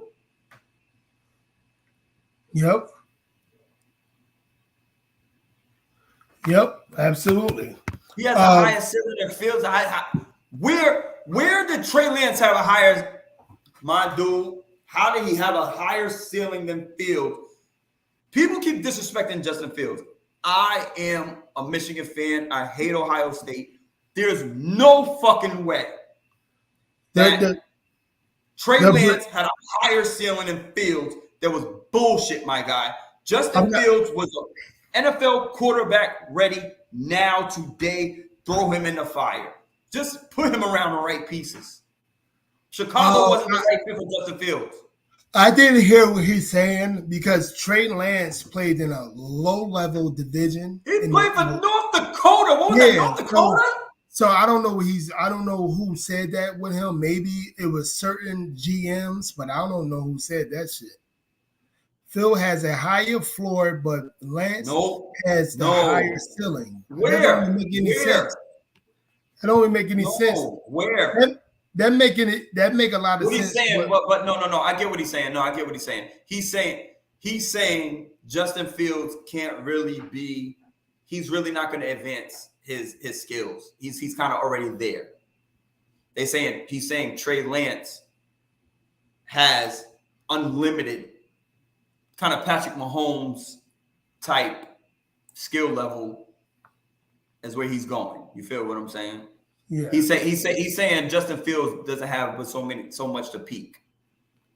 He's saying Justin Fields can only go but so far. Saying Trey Lance, is the sky. Yeah. You know what I'm saying? That's what he's saying. I still don't really understand that because here's the sky. What do you mean 10 years from now? He's saying he could be that guy. He's saying he could be the Joe Montana, he could be the Tom Brady. That's what he's saying. He's saying he could be the Steve Young, wherever you want to go with this. He's saying that's who he could be. He's not because Trey Lance is not a runner like Justin Fields. If he's saying it like that, okay, I get it. Trey Lance is the runner like Justin Fields, though. Say it again. Trey Lance is the runner like Justin Fields, but I think Justin Fields is just better. I think Trey Lance is a no. Yeah, you're right. Yeah, you're right. You're right. I was about to say Justin Fields is not a runner like Trey Lance, but you're right. Justin Fields running like a 4.3 40. So yeah, you're right. But Justin Fields is a beast. Like I watched him. He's a fucking monster. What did he throw? Fucking 60 touchdowns, bro. When he was with in Ohio State, 50 fucking touchdowns, 50, 60. I don't know what the fuck the number was. It was disgusting. Well, Homeboy threw 50 touchdowns in his first year. So it's like you could with that Trey offense. What the fuck did Trey Lance throw in South Dakota, North Dakota, Buffalo, wearing the green and yellow, looking like the New London fucking high school team? I don't know what the fuck. Come on, man. Come on. Yeah, and you know who else was there? The dude that's going to be playing for the Commanders this year. Oh, Mr. Wentz. Yeah, Mr. so Wentz. I mean, trash. Yeah, and if he was that good, and if Trey Lance was that good, he would have been started for the 49ers. If he was that good. Fields on the Bears, bro, it's already over for him. Lance with the Shanahan, the sky's the limit. Anybody can play in a Shanahan offense. They run the ball 90% of the time. Oh my God, yes. They run the ball 90% of the time. And they always run weak side. That zone read, that zone run offense, that zone shit is fucking amazing. They run that shit. Stop. Yeah, they tore it like 2 years. You talk about a Jimmy Garoppolo playoff game where he threw the ball 8 times, bro. Stop. Yep. That's not a good spot. Absolutely. I agree 100% with that. Because like, like they running the ball. All he gotta do is, just like Jimmy Garoppolo, just don't lose the game. He gonna get you, Jimmy Garoppolo. You can throw for 115 yards and still win. And the 49ers offense with Shanahan. Yeah, right. Let's start first. Yeah, now that they're Mahomes. Yeah, that's what I just said. I said he's playing the Patrick Mahomes role. Aaron Rodgers sat behind Brett Favre for how long? 2 years? Yeah, about 2-3 years. Because I'm not showing my age. I show my age when we get into that basketball. I can show you my age when I get into that basketball, bro. But I'm not showing my age with the football because it's the same shit. They letting him sit behind Jimmy G, but how long? He didn't show enough promise. No, that's put it specifically. Promise to take Jimmy G's spot this year. How are we showing our age with logic? I just want to understand. That's the question for him. Coach K said if he was the good, he would have started year one because most of these quarterbacks is NFL ready for the last 5 or so years. Why didn't he start? Trevor Lawrence. Let's go Trevor Lawrence. Yeah. Why didn't he start? They supposed to be ready right through the gate. Any NFL GM or scouter would tell you for the last 5 a little bit so years, these guys should be ready to start because they NFL ready with their offenses that they coming from. And it's going to be even more this year coming. Let me tell you some next year. Let me tell you some fuck shit. I'm gonna tell you some fuck shit.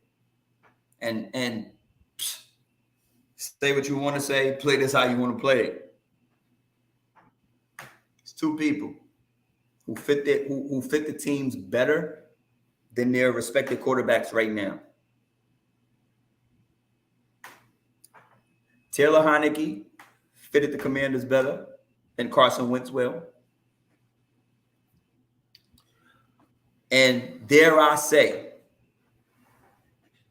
fuck, I just ran a blank on his name. Fuck, I had it the whole week. I've been talking about him all fucking week. Tyler Huntley from the Baltimore Ravens fit the Baltimore Ravens offense better than Lamar Jackson. I said it. Tyrone who? I said it. Tyrone who? I said it.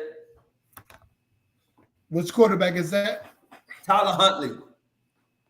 When Lamar Jackson got hurt, Tyler Huntley came in and he looked better in that offense than fucking goddamn Lamar Jackson did. Oh yeah, because because he made it look more than one dimensional. And this is talk about what Drunk said. He said Coach K showing his age of thinking. Every great quarterback that drafted top 5 gotta start day one. It's 22. Okay, let's say that. Yes, I do. And you're thinking old school. Whoa. Oh, Drunk, you just lost your points. You just lost your points. What do you mean has a higher ceiling than fucking Wentz? What do you mean Wentz already lost his ceiling, bro. He already lost his ceiling.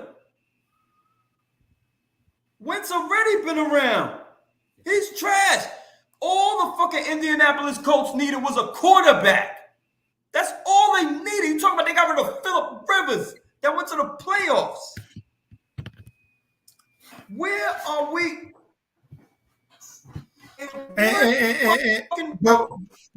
But he said Indianapolis Colts were a championship ready team. They just needed a formidable quarterback. And the Wentz couldn't get them to the playoffs, my G. In the playoffs, most GMs an extra team involved. There was an extra team involved. Yeah, most GMs don't think you couldn't get them there. How do you have potential after year 8 or 7, 6? What do you mean? There's no potential. It's gone. Most GMs don't think. You see, this is more of thinking of opinions than thinking of like facts. Most GMs don't think Wentz have potential, because if they thought he had potential, he'd be still with Indianapolis. He'd be still with Indianapolis. Philly. They wouldn't let him go. He'd be still with Philly.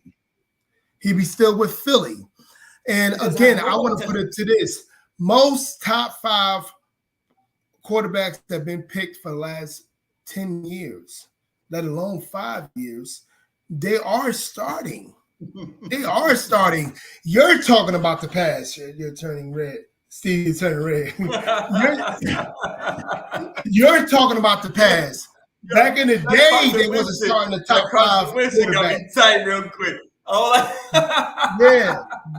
Back in the day, they wasn't starting top 5 quarterbacks until 2, 3, 4 years later. For the most part, it wasn't starting top 5. Now they are, because these quarterbacks today, actually GMs are saying it, these quarterbacks today are starting the quarterbacks because they know they are ready, they're NFL ready. Now, even if they fuck up, they know they was NFL, they thought they was NFL ready. Then they do it 15 years ago. So yeah, absolutely. Absolutely.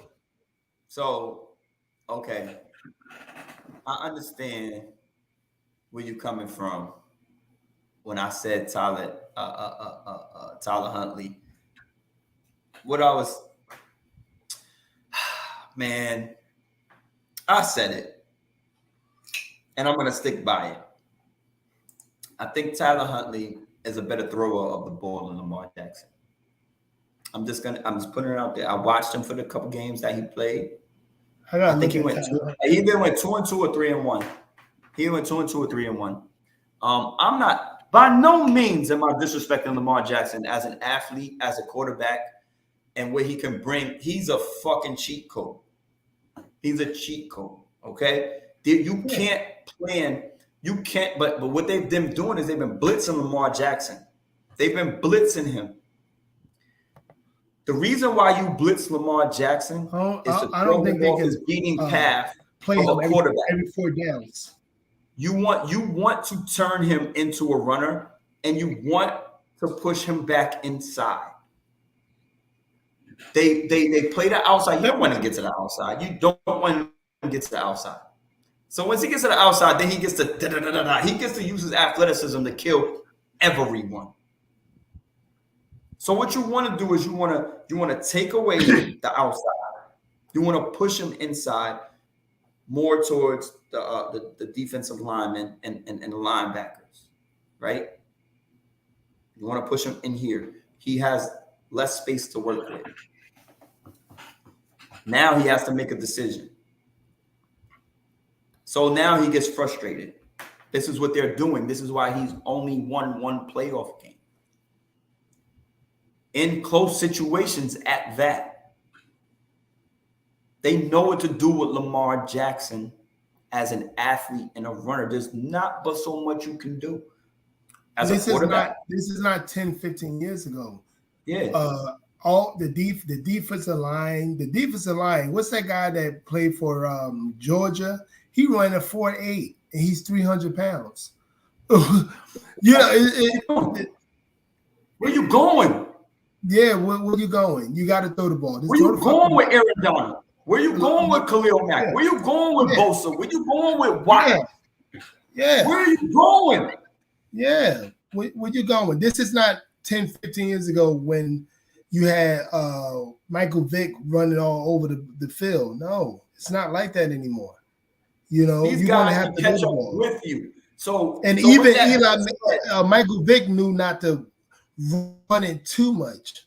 He knew that Michael Vick had an arm. So he said, so with that being said, like you want, so here's where what I want from my quarterback. I don't want a Tom Brady. Not gonna lie, I don't want a Tom Brady. Today, no, I don't. I don't want a Tom Brady. Sorry, I want somebody. I want a Josh Allen. Yeah, close. I'll even take a lesser version of a Josh Allen because that's different. He's still different. That's what's the name? Kansas City. That's him. Patrick Mahomes. That's Patrick Mahomes. Patrick Mahomes, he know how to bounce it outside and throw the ball on the go. I'd rather have him. He's not a great athlete like Josh Allen. So he's not even exactly. He's not even a greater athlete than Josh Allen. No, he's not. Yeah. So I get what you're saying.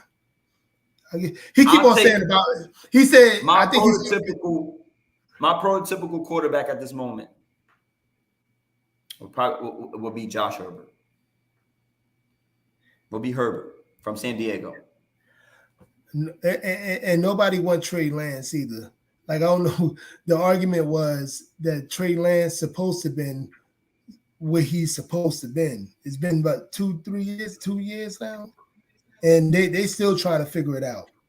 You know what I'm saying? So no Trey Lance. He's supposed to have been what he's supposed to be out. We thought you was making that argument that you think you picked Trey Lance. We thought you was making that argument. Nobody's thinking. I don't want Trey Lance. I never seen Trey Lance play out of the fucking North Dakota, Buffalo, fucking whatever he played, Division II fucking football. I'm straight. I don't want him. And all the corners running 4-5. I don't care what he did. 4-6. He played one game, bro. They showed one game and had a workout. Justin Herbert. Sorry, you're right. Not Josh. I said Josh Herbert, like fucking Justin Herbert. But yeah, Justin Herbert is an absolute dog. I think you're right. I want Justin Herbert right now over almost every QB in the league. Yeah, me too. Because and the fact that I watched him play in Oregon, I watched him play, my guy. He was somebody I watched. I don't think he's right after Barrow. Yeah, I'll put them like right there. I'll put them. Joe Barrow. I'll put them. Burrow's a beast. Burrow's a fucking I'll put them like they like this. Yeah. Burrow's a monster, bro. Yeah. I can see the argument either or. I can see and so is his fucking counterpart, Jamar Chase. I think he's gonna get shut. I think he's gonna get shut down more this year. You can't.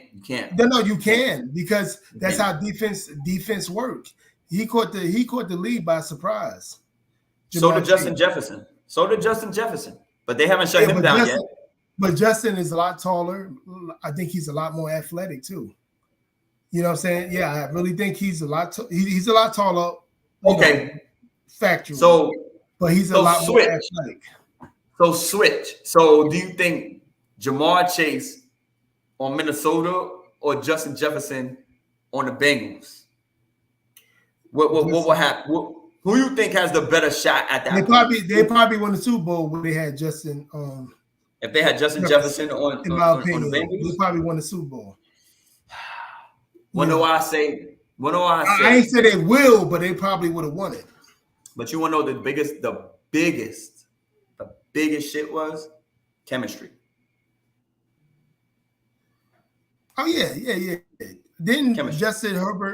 Justin Jefferson play with Barrow too? Didn't Justin Jefferson came from LSU? I think he came from LSU too. But I don't know if he played with Barrow. But Jamar Chase he came from LSU. Yes. He played with them. Yeah. On that championship team, on that championship squad. On the championship squad. Yep. Mm-hmm. He's an absolute demon right now. He did his thing. He caught the lead by surprise. Jamar Chase caught the lead by surprise, without a doubt. A lot of people. But I don't think he's going to catch the lead by surprise now. Justin Jefferson been doing his thing. So you got an Adam Thielen. You got an Adam Thielen that's still going strong. Like I said, you got a Hunter Renfro. And wait, and he playing with Pickett. And he playing with Justin. What's his name? Jamar Chase is playing with 95% of NFL teams will make their number one wide receiver, and he's actually the number one wide receiver with Cincinnati right now. What's the homeboy name? I forgot his freaking name. I'm bad with names, guys. But he's playing right now. And Pickett, I'm not for sure if it's a Pickett or not. I might be saying the wrong name. But yeah, he's playing with a really good receiver on the other side. A really good receiver on the other side. Are you kidding? Barrow, Jefferson, and Chase all won the championship. I don't know. I think Jefferson was in the league already. I think he was a year off, bro. Yeah. He was in the league. Correct me if I'm wrong. Correct me if I'm wrong, please. But I think nobody can't cover Chase or Jefferson. Jefferson was in the league that 1 year that they won with Jamar Chase, and they had that other dude. I could be wrong though. I could be wrong. Hey, we can get a poll and we can say who you think going to win who's going to win the best wide receiver this year in the NFL. I put $100 on Justin Jefferson by yardage. I don't know about touchdowns. I put $100 right now on Justin Jefferson. I put $100 right now. I told you're right, Savage Calm. I told Drunk the Cam up a few ago. No, Justin Jefferson wasn't there because he was in the 2018 draft. 2018-19 draft. They won in 2020. LSU won it 2020. That's when LSU won the draft. Won the championship in 2020. Chase took a year off after they won a championship. Yeah, and that was 2000. That was Justin Jefferson. I think Justin Jefferson was the Alabama loss. Let me see this. Am I correct? I'll look it up right now. Hold on a second. Oh no, was Justin Jefferson the Alabama loss or Justin Jefferson was the Alabama route? Because there was only one route against Alabama. It was either them or Clemson. Was that Clemson? That was the Travis Etienne.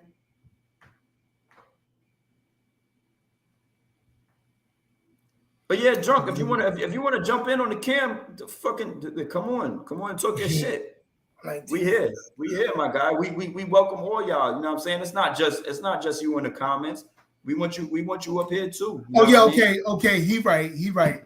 Justin Jefferson did win the championship at LSU, but he was the leading receiver on that squad. Yeah. He was the leading receiver on that squad. So I'm reading it right now. But Jamar Chase, what was Jamar Chase? He was a freshman, right? Yeah, he was a freshman. Jamar Chase was a freshman. He took a year off in 2020. He said he rather just chat, but salute. No, you're doing a good job chatting, brother. You're doing a real good job, brother. Real good job. Nah, fuck with you though. Fuck with you though. Honestly, I appreciate you coming in talking your shit. You know what I mean? Yeah, man, I like that. This is normal shit. You know what I mean? It's normal shit like we talk every day. This is our everyday chats. You know what I mean? That I have with my people. You know what I mean? And I'm glad you come in. You know what I mean? And do what you do. You know what I mean? This is what it's about. This ain't nothing about. Like I said, this is what it's about, man. You know, that's what we do. We love to talk sports. You know, we've been up here almost 4 fucking hours and just kicking it. You know what I mean? I'm fucking drunk as shit again. I'm tipsy in the mug. I'm tipsy. And I gotta get good before like 6 o'clock. So I gotta do a couple things. Yeah. So you know what I mean? We could definitely end this, but you know what I mean? We could come back next week. You know, thank you for all you guys who showed up. You know, Mac, you know, my guy from work, appreciating my guy. You know, drunk. Fuck. Are you drunk? I just want to know if you drunk. Who was that, drunk? Yeah, you know what I mean? You know, we do. We have fun around this bitch. It is what it is, man. You know what I mean? But, you know, appreciate you again, PPA. And we'll see y'all next week, hopefully. You know what I mean? PPA, you get into some fucking better Wi-Fi next week. You know what I mean? So, yeah, we'll end it. You know, we have some more conversation about what's going on. You know, shit happens every day in the sports life. And we'll have more conversation next week. You know what I mean? So, yes, indeed. Do what we do. So, I'm going to holler at y'all. Y'all have a good one. We'll see you next week. Yes. Peace out, sir. baby.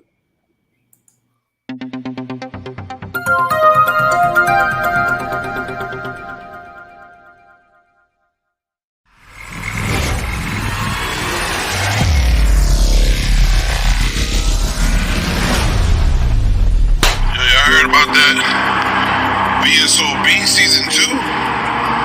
Shit, I'm on my way right now. Spain. That's that show right there. Y'all better tune in. Make sure y'all subscribe and hit that motherfucking like button. I'm tired of y'all sitting there watching the show.